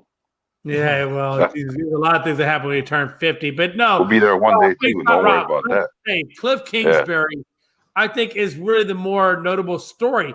Kyle Murray is not the story, right? Cliff Kingsbury is the story. What should the Cardinals do? Because a lot of people will tell you. I think a few people have said it already that you wait till Murray comes back. There's not Cliff Kingsbury's fault that Kyler Murray had a ACL tear. You give him another year, and then you see what happens. So, do you put yourself in limbo as an Arizona Cardinal ownership, saying, "Okay, we're going to ride out the rest of this year, we're going to ride out the rest of next year, and then we come back for Kyler"? I mean, that's a long time to wait to decide on a coach, don't you think? Yeah, it kind of is, but I think there's really nothing else you can do. I mean, if Murray's your franchise quarterback, you got to see how he looks when he comes back off that ACL injury. Like, I know it's a hard injury to come off of, and it was a non-contact injury. I saw it last night. You know, it was pretty gruesome to watch and how he came off the field and how he was crying and all. But I mean, you got to stick with Murray until at least comes back, and see how he is when he comes back. If he's not the same, then obviously you try to move off him, and then. But this is not think about that. But think about that, Rob. Think about that. Okay, so you're telling me that Cliff Kingsbury is the coach you think could be the guy, but you got to see him with Kyler Murray to make sure he is the guy. Are you really willing to wait not 1 year but 2 years to figure that out? Wouldn't you rather just? Unless you could unless you could find a decent quarterback in the draft, like if they could find a decent quarterback in the draft to place Murray, then obviously, yeah. We know Kyler Murray is the guy because we know Kyler Murray is the guy because they've got money attributed to Kyler Murray. What we're worried about is this Shanahan is the right guy or Kingsbury. Yeah, Kingsbury. Damn it. All right. It's all right. Is Kingsbury still watch this? Do you really want to wait 2 years to find out if Kingsbury is your coach or not? Do you really think right now Kingsbury is your coach? Look at the Cardinals last year. The Cardinals made the playoffs last year. They were a playoff team. They made the playoffs last year, so they were a decent team last year. Obviously, this year they've been hit with a lot of injuries and unfortunate situations. They haven't had they haven't had J.J. Watt has been hurt. Marquise Brown has been hurt. You had DeAndre Hopkins coming off that injury. I mean, that 4-game suspension. So they haven't really had a healthy team. They've had some bad luck this year, and I think that's what's affected them. Otherwise, I would say, they're capable of being a playoff team. They looked really good last year until they lost to the Rams, and I forgot who they lost to in the playoffs, but they lost to the Rams at the end of the year. Hey, let me ask you real quick. Frankie's, Foxborough, Gonzo. Do you want to wait 2 years to find out if Cliff Kingsbury is your guy? No. No, I'm just asking because that's what I said from the beginning. Not against Big Shot Rob. A lot of people are saying we should wait and see from Kyler Murray. Do you guys want to wait, or do you want to hire somebody else? No, I just saying it's not his fault that he got hurt, but yeah, we'll see. Yeah, I think Kingsbury should be gone, but I don't think the Cardinals are going to get rid of him because they just signed him to that extension. Trust me. There's so many issues with the Cardinals. I don't think we're going to see anything significant from what the Cardinals are the Cardinals. I think there's a lot of excuses in alignment for the next 2 years. Next 2 years of why the Cardinals are the Cardinals.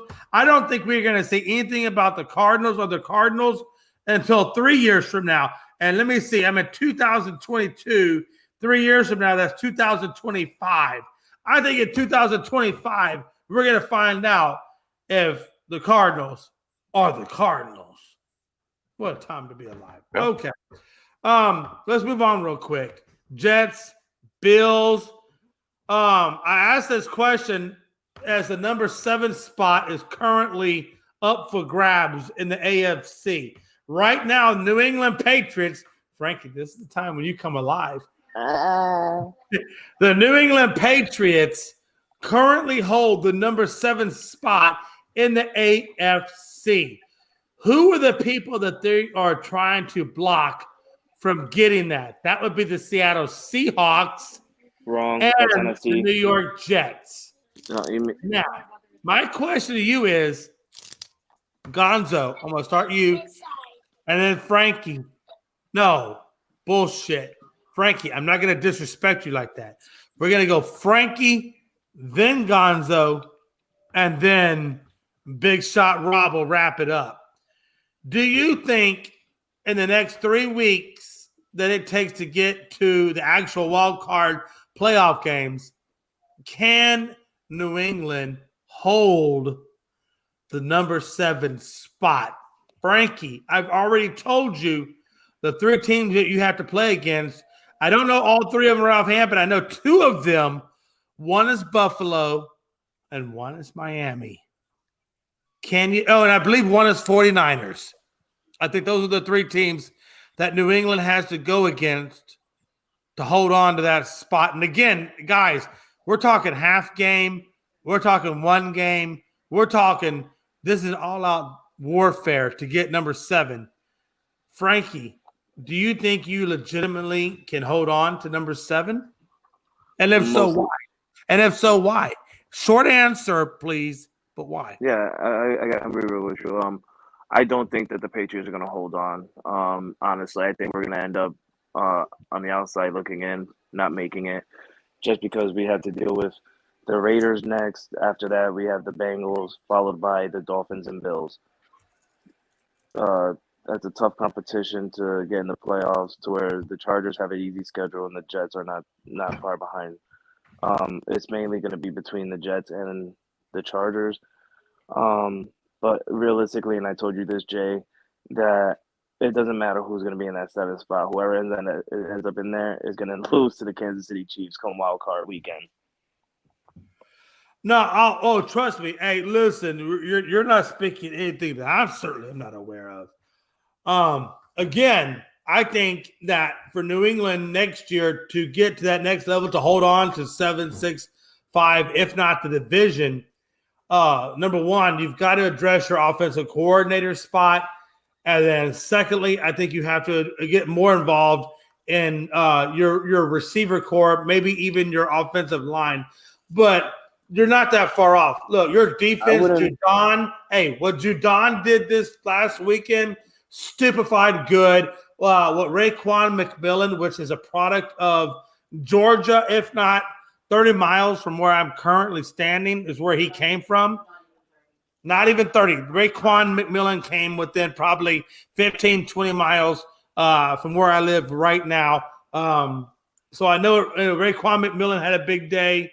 Judon had a big day. Uche. And so we know what these guys are capable. I don't think your defense is a problem. I think the only problem that New England has to hold on to 7, if not more, is O-line, wide receiver, and possibly maybe another look at or running back possibly. I think your running backs are fine, but I definitely think your offensive coordinator. I think next year Bill Belichick needs to get a damn bona fide offensive coordinator in there, and then let's see where you go. But again, before I'm gonna head out. And before I head out, I just want to say I do agree with you. We do need an offensive coordinator. Do not be surprised next year if Bill Belichick and the Patriots sign Frank Wright as an offensive coordinator. Yeah. He's better as an offensive coordinator than he is a head coach. So I would not be surprised if that Well, happened. he's certainly better than what you got right now in Matt Patricia and Joe Judge. Let's be honest. Also next year we are the third highest in cap space. So I believe that, Bill Belichick can spend that money on getting offensive linemen and some wide receiver help, depending on who's going to become a free agent this offseason. Before you head out, I want to say one thing before you head out. When you guys first brought up Tom Brady into the organization from backup to starting over Drew Bledsoe, we all knew that the formula for success under those 6 rings was that Bill Belichick could get the most out of nothing. Let's be honest. That's what he's known for, is getting the most out of nothing. Yeah, and now, nothing but hold undrafted on. But now we in 2022, the Bill Belichick era that we once knew that started off the 6 rings of championship, is it the same formula, right? He can't get the most out of nothing. Now we're saying, hey, look, you got all this cap space, and Frankie, sometimes you got to evolve. And I think Bill Belichick is understanding he has to evolve, that he can't get or go on with nothing something out of nothing, that he's going to have to pay a little bit of money to get this team back to where they need to go. And I think that $79 million that they were under the cap last go around paid dividends, but I think it's going to be this go around that pays even more. So again, Bill is going to have to go away from what he once knew, which was get more out of less, and now he's going to have to get more out of more. Well, it also back in the day, Jay, he also had a coaching group staff that were really phenomenal. I know. Trust me. Hey, really I'm right there with you. Absolutely. And again, I think he's got the defensive staff, right? I mean, you got Matt Patricia, you got Joe Judge, you got more on the defensive side of the ball than what you need. You got the right head coach. All you need is an offensive coordinator and a couple of spot pieces, and we're probably talking the Patriots next year. If not this year coming up, the year after, I think we're talking the Patriots in the Super Bowl. I guarantee you. I think it just takes Bill understanding that he needs an offensive coordinator. He throws a little bit of money, gets him a wide receiver 1 outside of Parker, and we're probably in business. Listen, when you just put Patriots and Super Bowl by next year together, it upset Rob Scott or Rob Strike. It probably did. Hey, really you know did. what? It's okay. It's okay. I'm a Rob, rival of his, man. We're rivals. Rob will get over it. Rob, right? One thing I know about Rob is we get over it. Rob Scott's got a lot of things to be happy about. He don't give a damn about what we talk about. Rob Strike. Yeah. Oh, Strike. Oh, you said Rob Strike, man. You said Rob Scott. Yeah, man. You see, that's the problem. Man, that man's in Chicago, man. When you have 2 Robs and the last names start with the same letter and end with the same letter. Yeah. I could call myself all these nicknames. Right, like man. Frankie, hey, I got to move on, but what do you think about this whole Raiders debacle that we've been talking about? The Raiders? Me? No, Patriots. Jesus Christ. Jason, get your shit together. What up? Patriots. I'll see you guys You're later. asking me, right? Enjoy the All rest right, of the show. hey, Frankie, I'll catch you later. Yeah. Hey, keep doing them badass things you're doing on Twitter, brother. I got you, bro. Frankie, have a good night, bro. You too, Later, bro. man. I'll see you in a couple of weeks. Oh, I bet you man. will. Yep. I bet Hey, you will. I'm going to the game this weekend, though, so pray I stay warm and nothing wild happens today. Definitely stay warm. Have a Yeah. good one, brother. Hey. Nobody gives a damn about your warm. Just have a good snow shovel. Let me tell you something. I'm tired of hearing about New Yorkers crying about some damn snow. Listen, you're talking about I'm not crying about it. It's fine with me. Rob Strike, you're talking about a former Wisconsinite for 2 years that only went out in a T-shirt and shorts off of Lake Michigan, 20 feet off of Lake Michigan, shoveling snow. I don't want to hear a damn thing about a little blizzard and some bullshit. No, man, I'm not complaining. I'm just warm. I'll be. Because if you do, I'm going to give you a hard time. All right, man. God, you got Gonzo up there in freaking Indiana saying, "Fucking pussies." All right, I hear you, man. All right. What are we going to talk about now? Give me your thoughts. Hey, give me your thoughts real quick because we got a lot. We only got about 2 or 3 more things to talk about in the Rowdy 5,000. I just want to know what your thought process with the Patriots trying to hold on to number 7 and hold off the Chargers, number 1. And number 2, who do you think is going to solidify that number 7 spot, if not the New England Patriots? Well, the Chargers finally got healthy. It looks like they have all their guys together on offense. They got Mike Williams back. They got Keenan Allen. Hopefully those guys can stay healthy. You also got obviously Austin Eckler, who's a great running back. They still need their pieces on defense to get back. You know, they need Darwin James back. They need that defense to get back and solidify the defense. So yeah, I like the Chargers, but I don't think they're going to make the playoffs. I mean, they might. You know, the Chargers are a fun team to watch. You know, I love Justin Herbert. He's a great quarterback to watch. He had a great game last Sunday against Tua. But I don't know. It's going to be tough for the Chargers. I don't see them making the playoffs for some reason. I don't know. I just think the Jets are better on both sides of the ball. There's only 3 teams that are going to grab the 7th spot, Rob. There's only 3 teams. Yeah. It's either going to be New England, the Chargers, or the Jets. Who's getting the number 7 spot? Chargers. I would say right now I'd probably go with the Jets because they on both sides of the ball. I think they're playing well. But now that the Chargers are getting healthy, I think the Chargers have a very good shot of making it. They could definitely make a run. But it's tough. I would say the Jets or the Chargers. I'd rather see the Chargers personally because, you know, I hate the Jets, bro. But the Jets, I think they've been playing well enough this year. They kind of deserve to get in. The Chargers, they were hit with injuries a lot earlier in the year. Now they're finally kind of getting their guys back. So they definitely have a run at it. But it's gonna be interesting, you know. It's gonna be interesting. Well, it's going to be more than interesting, in my opinion. I got to be honest with you. I think the Chargers had the easiest schedule. I think the Patriots had the hardest schedule. I have not looked at the only one I have not looked at, which again is the Jets, because Jacksonville's not going to make it. I'm sorry, Jacksonville at 5-8 is not going to make it. So we're only looking at the Chargers, the Jets, and New England. And if I look at the Jets' schedule and I look at the last remaining games that they have in it, I'm looking at Detroit, which we know Detroit's not the old Detroit. This is the new Detroit. So Detroit's going to be a hard game. I think Jacksonville is going to be a hard game. I think Seattle is going to be a 500 50-50 game. And I think Miami is going to be a hard game because it's a division rival. So I got to be honest with you. I don't think the Jets are getting number 7.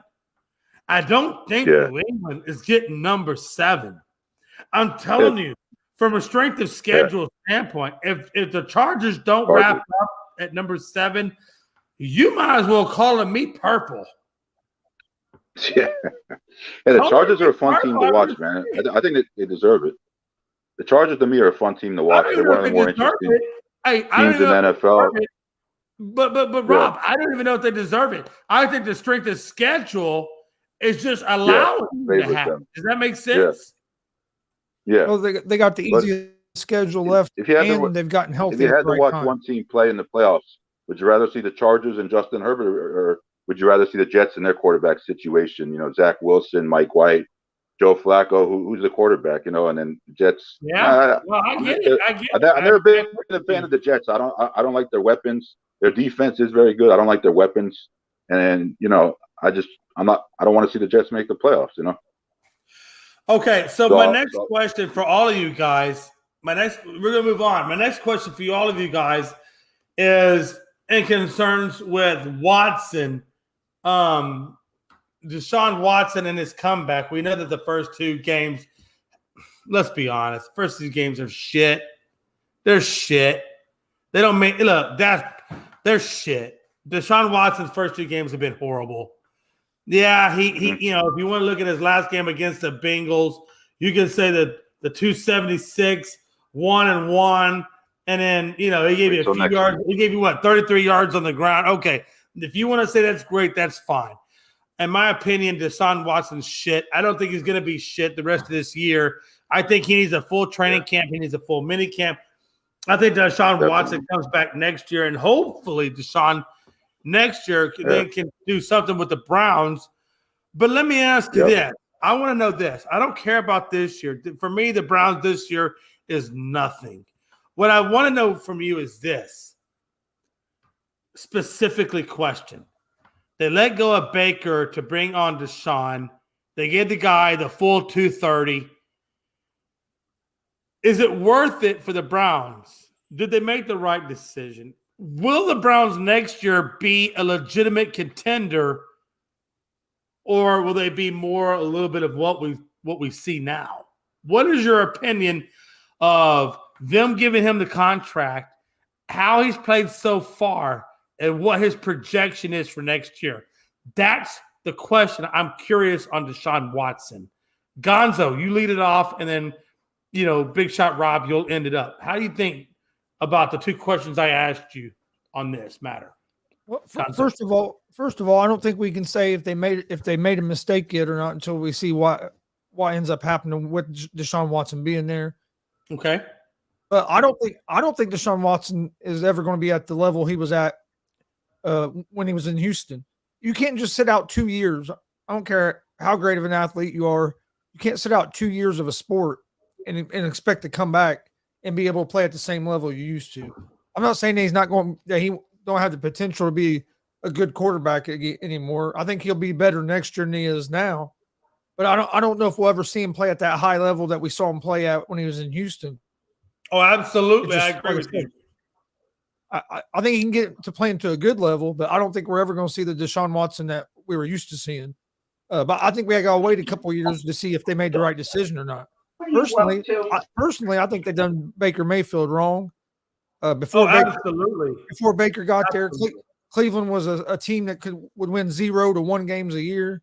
He got him to the playoffs, and he played hurt all last season, and then they reward him for playing hurt by getting a replacement for him that can't even play the first 12 games of the season. So to me, it didn't make a whole lot of sense. But I think Watson will be better next year. I don't look for him to do a whole lot this year, but I don't think we'll ever see him at that all-pro level that he was at when he was with the Houston Texans. Absolutely. Big shot, man. Same thing. Deshaun Watson, man, is he a former shell of who he was? Does he deserve the big contract and the guarantee? Not so much the contract. Let me rephrase that. Does he deserve the guarantee that he got? And do you see him being the go-to guy next year that we're talking about? When we're talking about, hey, who's MVP? Will Deshaun Watson's name be in that conversation? Those are the two questions. How do you answer those two? Yeah, next year it's kind of iffy to me because this guy's been out of the league for like the last 2 years, and to come back the following year and have that much pressure on you is going to be a little hard. Like, I do think he will play better next year, but I think it's going to take him like another 2 years, another year to get back to that Deshaun Watson level that he was probably at the Texans. I don't know if he's capable of getting back to that. That's why I'm not sure on the guaranteed money, because I don't know if he'll ever get back to that. It's tough to sit out 2 years and then come back after that. I mean, there's only been one athlete that I know of that sat out time or like retired, but he was doing something else and then he came back and he was able to get back to that level. I mean, look, and I'm referring to Michael Jordan. Obviously, we're not comparing Michael Jordan to Deshaun Watson. Michael Jordan's the GOAT, greatest basketball player of all time. But it took Michael Jordan 2 years to get back to himself when he was out. Once he came back to the Bulls, he was obviously out in 94, 95. Decided to go play baseball. Now, had he been on that Bulls team, I think they would have won the finals. They would have won 8 in a row, or they may not have, but they would have matched up with your Houston Rockets, and I think it would have been a hell of a series. But Jordan decided to take off those 2 years. The Houston Rockets won back-to-back championships, and that was that, But I think it's going to take Deshaun at least 2 years to come back, man, to get back to like his regular self, Man, 2 years, shit. Hey, look, if I'm waiting 2 goddamn years on a guaranteed boatload of fucking money, that already tells me look, you just told me everything I need to know right now. And that I just gave a guy the biggest guarantee known to man. And you want me to fucking wait? No, Yeah. Rob, when I say what I'm about to say has nothing to do with you. It's more towards Cleveland Browns. Cleveland Browns, hey, you fucking idiots. Okay, I said what I had to say about Cleveland. Real quick, I'm sorry. Correct me if I'm wrong. Gonzo, please tell me if what I'm saying is not right. If I give you a fully guaranteed contract that has never been done in the history of the NFL, and this is the rate of my return, how am I not giving you the big middle finger? Seriously. As a Cleveland fan, how am I not giving you the middle fucking finger? Tell me. I'll wait all day if I have to. I'm sorry. Yeah, It just Cleveland doesn't. fans. And I'll be honest, if I'm Lamar Jackson, fuck that. If I'm Mike White, if I am Mike White with the Jets, and I go out in the second quarter with a rib fucking possible injury, I come back 2 plays later, I get my ass back on the fucking field, and then I go out in the third quarter with another rib injury, but I come back out in the fourth quarter and I finish the game only at the end of the game to put my ass in a motherfucking ambulance. And you're giving Deshaun Watson a fully guaranteed contract. What the hell has our world come to that a guy can give a performance like Max Duggan did against Kansas State, and then yet I give Caleb Williams the Heisman, and I give Deshaun Watson a fully guaranteed contract? I don't know about the two of you that sit below me, but as a sports commentator, as an analyst, as a fan, as a human being, I want to go outside the house and I want to fucking vomit for everything that our society is given. Does anybody see it any differently? Oh man, I mean, I definitely agree with you. You know, like Cleveland fans, they're impatient, and Deshaun is on the guaranteed money contract, and he's getting paid a lot of money for what he does. And if he doesn't perform, I mean, they're going to get rid of him for sure. And next year is a big year for him because we all know what happened this year with the suspension and all. But next year he's going to have a full training camp. He's going to have a full off season to get ready. So there's really no excuses. I mean, I don't know what they're doing. Hey, big shot, Rob. I give 2 flying fucks. Yeah. I give 2 flying fucks. I got a guy over there with 66 massage therapists and 27 allegations of sexual assault. And then I got a guy over there in an ambulance who's taking 3 shots to the fucking ribs and most likely spitting up blood. You tell me who deserves the money and who doesn't deserve the money, and then we can have a conversation. And I'm gonna leave that conversation right where I left it. And all of you in the whole world of the life, ponder what I just said and think about who deserves it and who doesn't deserve it, and we'll have a conversation. Anyway, Purdy. All right. God, let's move on to Purdy. Jesus Christ. This guy, Mr. Irrelevant, maybe, dare I say maybe, Brady 2.0 in the making? I don't know.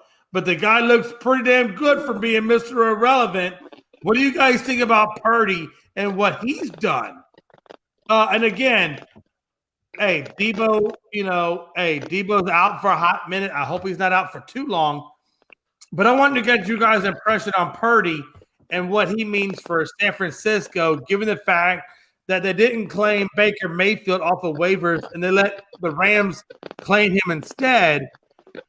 Did San Francisco, number one, make the right choice by passing on Baker Mayfield and sticking with Purdy?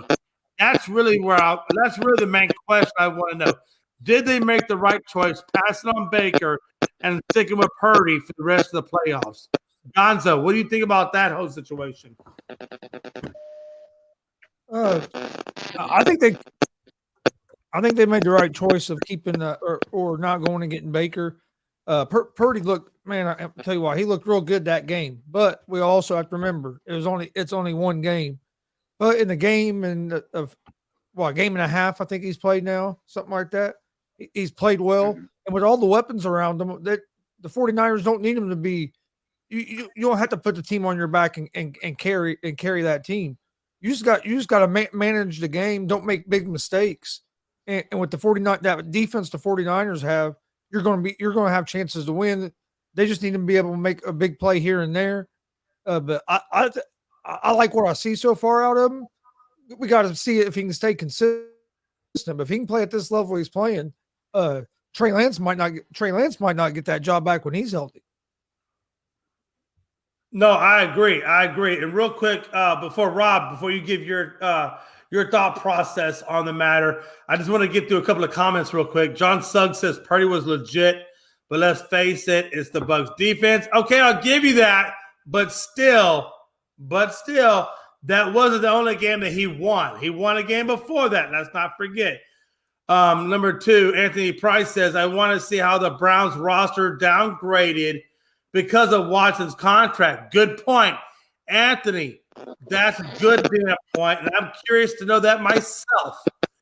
And thirdly, Anthony Price says Purdy is the Taylor for Washington. Wow, what a time to be alive. What a time to be alive. Big shot, man. Purdy, 49ers, passed up. Could have got Baker. Said, nope, we're going to write Purdy. Right, wrong, indecisive. Well, What side of the fence are you leaning on? kind of indecisive, but right now it's looking like it's right. Only because the 49ers just have such a great team around them. I mean, you look at their defense, they have probably the best defense in the NFL. You look at the weapons they have around Purdy. You know, obviously Deebo Samuel got hurt, but he's expected to be back by the end of the regular season. You have Christian McCaffrey. You have the guy Ayuk, Brandon Ayuk. Then you got George Kittle, the tight end. So yeah, you look at that team, and that team is just so strong. There's not all Purdy really has to do is just be a game manager for them and not make mistakes. Like, he doesn't have to put the team on his shoulders and carry them and throw for 300 yards and 4 touchdowns. All he has to do is manage the game correct, and the 49ers will win. That's what I feel. It's just they have a great team around him. You know, where he doesn't need to be the man. He doesn't need to do everything. You know, same thing with Jimmy Garoppolo. I don't think Jimmy Garoppolo is that good a quarterback either. He's just a game manager, and he fits the system. That's what Brock Purdy does. He fits the system. He's the right system for that team. Absolutely. Hey, and again, I don't disagree with you. I think if Purdy does something different, I'm gonna ride with you. As a matter of fact, I have heard several people on Facebook and in the podcast community saying that even though Purdy is the guy that's riding the ropes, that the 49ers are still one of the teams that could possibly be in the Super Bowl. So that just kind of tells you what they think of Purdy. So again, and that's why I gave you the question is he Tom Brady 2.0? Because what did Tom Brady do? Tom Brady took over from Drew Bledsoe during the part of the season, and we didn't know who Tom Brady was. His combine sucked ass. He was taken in the latter end of the 6th round, damn near in the 7th round. So is Brock Purdy's path in the NFL not similar to what Tom Brady? I'm not saying that Purdy is Tom Brady. I'm just saying you got to see similarities between the path that Brock Purdy has taken is similar to what Tom Brady took. Is anybody going to disagree with that? I mean, it's crazy. Oh, we just have to see how Brock Purdy does the rest of his career. That's all. Again, yeah, exactly. I'm not saying that. You just got to see what he has. That Brock Purdy is Tom Brady. No. But what I am saying is that when he took over, hey, this 49ers team didn't miss a beat. They still play. They still playing top football. What I want to see is this 49ers defense is very good defense, but I want to see them go up against a team like the Eagles, who have the offense that they have, with the Jalen Hurts has been playing incredible this year. And I want to see how Brock Purdy plays when he has to play in a shootout. You know, I want to see Dallas Cowboys, Dak Prescott against that. Okay. Exactly. Well, hey, you want to see Purdy? Hey, you want to see Purdy? Hell, I want to see Dak. I want to see him in a shootout. I want to see how he does in a shootout. Like if the defense is not playing well, I want to see how he does in a shootout against a good quarterback like Jalen Hurts or Dak Prescott, who can put up points, who have a good offense that can put up points. So I want to see if his defense is failing him in one game. I want to see how he responds while he's Hey, I losing think what you're asking, in a comeback what game. you're In a asking comeback game. is you want Yeah. to see Purdy put up the same kind of effort that Mike White put up. Even though he lost the game, it wasn't because of Mike that he lost that game. It was because of the defense. But what you want to see is can Purdy get slapped in the mouth like Mike White got slapped in the mouth? And can you get back on the field and keep rolling and get your team back in position to win the game? Am I right or wrong? Yeah, you're right. Okay, so that's exactly what I felt. That's what I thought, and I think Gonzo feels the same way. He wants to see a guy that can get slapped in the mouth and keep on rolling. And I think Purdy has shown that he can get slapped in the mouth. I think he showed when he lost Deebo Samuel that he can lose a top-notch guy and still get you the win. Yep. But again, we're only a week or two into either one of these guys taking over the helm of their teams. So there's a lot left to be unanswered. I think we can all agree that there's a lot left to be unanswered. But I will tell you this. No, I'm not going to tell you now. I'm going to tell you in my final closeout remarks. I'm not going to tell you now. I'm going to hold off on that. As Gonzo gives me the sign of Jason, my God, man, I fucking got a tumor. Can we shut the fuck up and get the final thoughts already? Yes, Gonzo, we can. I love Gonzo, man. Gonzo, he's the only one who puts up. Gonzo's the only one who puts up with me. Nobody else will put up with me, but Gonzo will put up with me. That's why he's my brother from another mother. My last question, and then we're going to go to final thoughts, and then we're going to get out of here, is simply this. Panthers release Baker for Matt. Panthers release Baker. They also release Matt Rule. They take on the new coach, and they take on Aaron Darnold. And somehow or another, they seem to find themselves number 2 in the NFC South and literally one game out of first place and in the playoffs. What the hell is going on over there in Carolina that Baker left, Matt left, and now we're talking Carolina possibly first place and in the playoffs? Gonzo, your thoughts on the whole Carolina issue? It's funny because at the beginning of the season, I said that I thought the Panthers was going to have a. I knew you said that. That's why I led with you first. But go ahead, sir. I said that the Panthers with Baker Mayfield was going to make the playoffs. I really thought the Panthers had good enough defense that they make the playoffs this year. What's funny about it is Baker's no longer there, but they have a chance to make the playoffs. And shows you how bad the NFC South is, man. Yeah, and I think that they might make the playoffs because Tampa Bay. I swear to God, I hope they do. I don't know if Tampa Bay is going to have enough left to win that division. Their offense is just struggling. I agree. No. Hey, listen, Gonzo. I literally set you up and put you first to comment because that's exactly what you were saying. What I wanted was I wanted to see Gonzo sitting down and peacock the shit out of that topic. And you didn't peacock. So now I feel let down. I couldn't peacock because Baker's not there no more. Because I said Baker was going to help us Shut up. Playoffs. Yes, you could. Yes, you could. You know why you can peacock? Matter of fact, to dispel your argument, you even have more of a reason to peacock. Because the fact that Baker's not there and Darnold's still getting the fucking win and your prediction is still holding true, you should be peacocking more than anybody else that has the right to peacock. Gotta love the term peacock. You like the term peacock? They haven't made it yet. They're gonna make it. Are you kidding me? Hold on. Okay. No. You know what, Jay? Let me shut up for a minute. And let me go back to the standings on where each stands in terms of who's peacocking and who's not peacocking. So if I go to the NFC South, I got Carolina 6-7. I got Tampa Bay 6-7. I got Carolina 5-8. Let's look at who Tampa Bay has to face. By the way, Tampa Bay just lost to Purdy. Let that resonate for a hot minute. The last teams that you guys that Tampa Bay will face, oh my Lanta, Cincinnati. They'll lose to Cincinnati. Arizona, 50-50.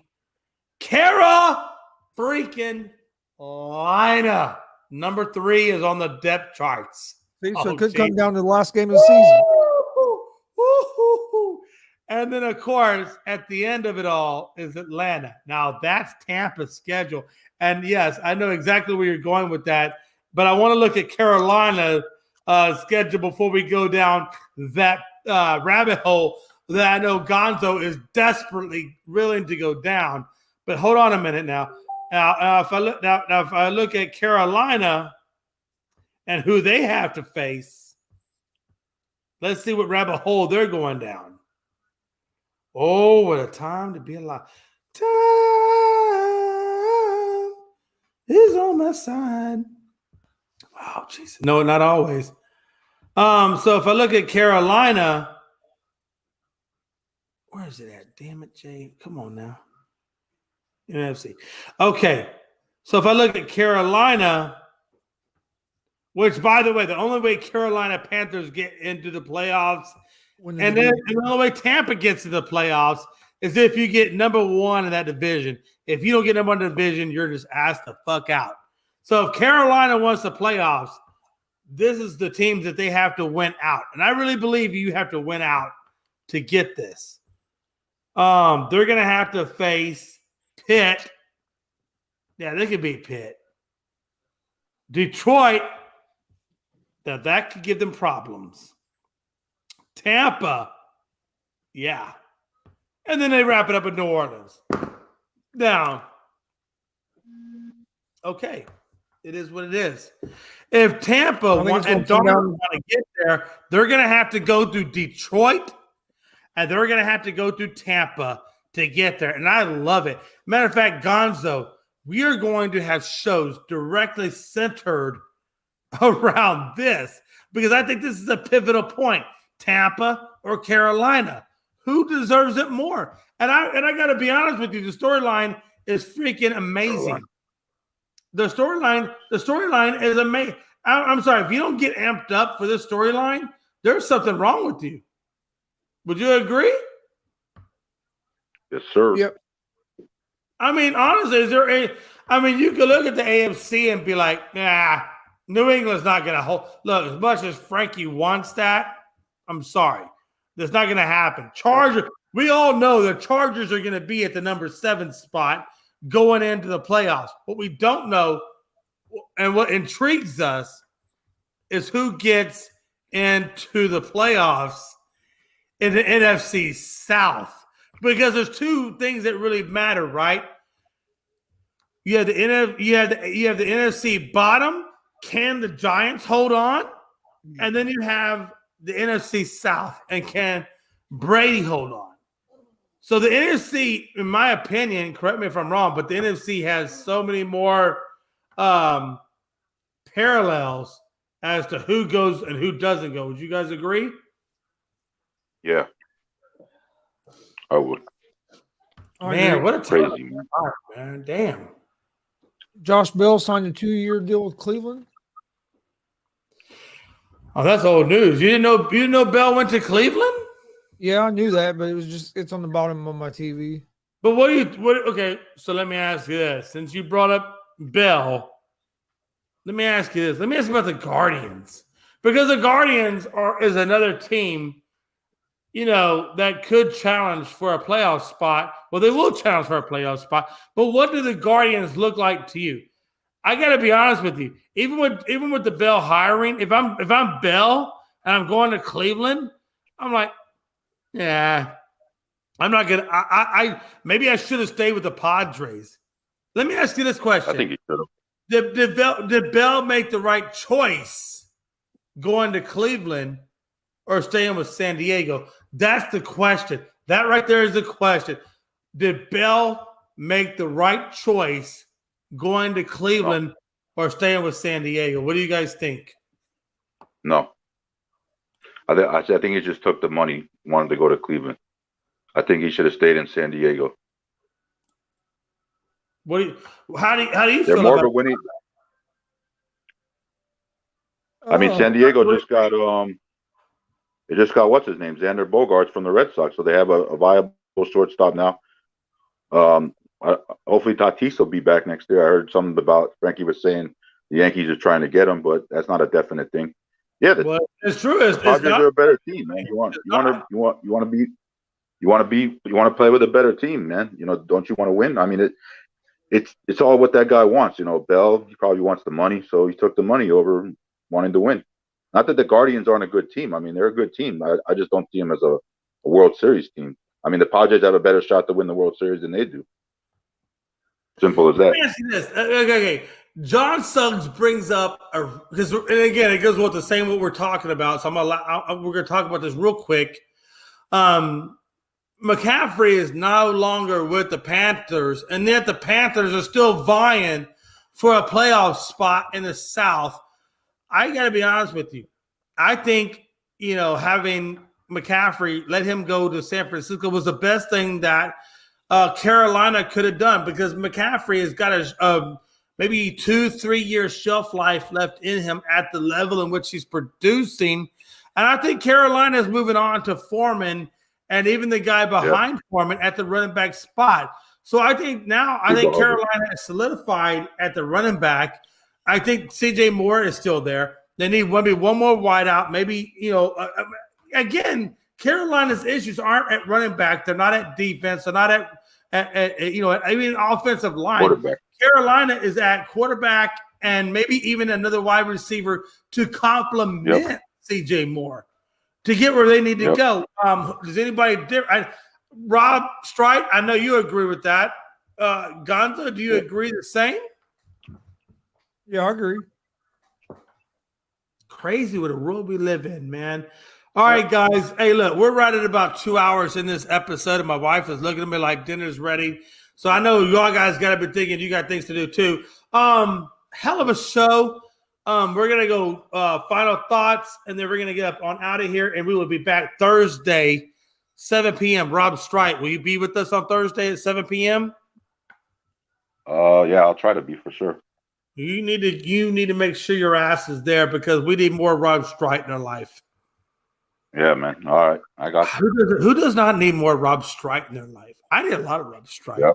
Rob Strite is like the baritone. Yeah, he's like the baritone of my life. I'm still Big Shot Rob. You could call me Miami Rob or Rob the Finhead. I'm gonna call you Big Shot. Damn it! We're not going Miami Rob. We're not doing any of this shit. Yeah. Stop trying to be Frankie. Yeah. You're not Frankie. You're Rob. You're Big Shot Rob. Okay. All right. That's it, bro. That's it. It's my boy, man. Big Shot. Look, like Robert Ory. You're the Robert Ory of the podcast, damn it. Yeah. I try to be, man. This is where you get to say anything and everything. I don't give a damn how long you talk.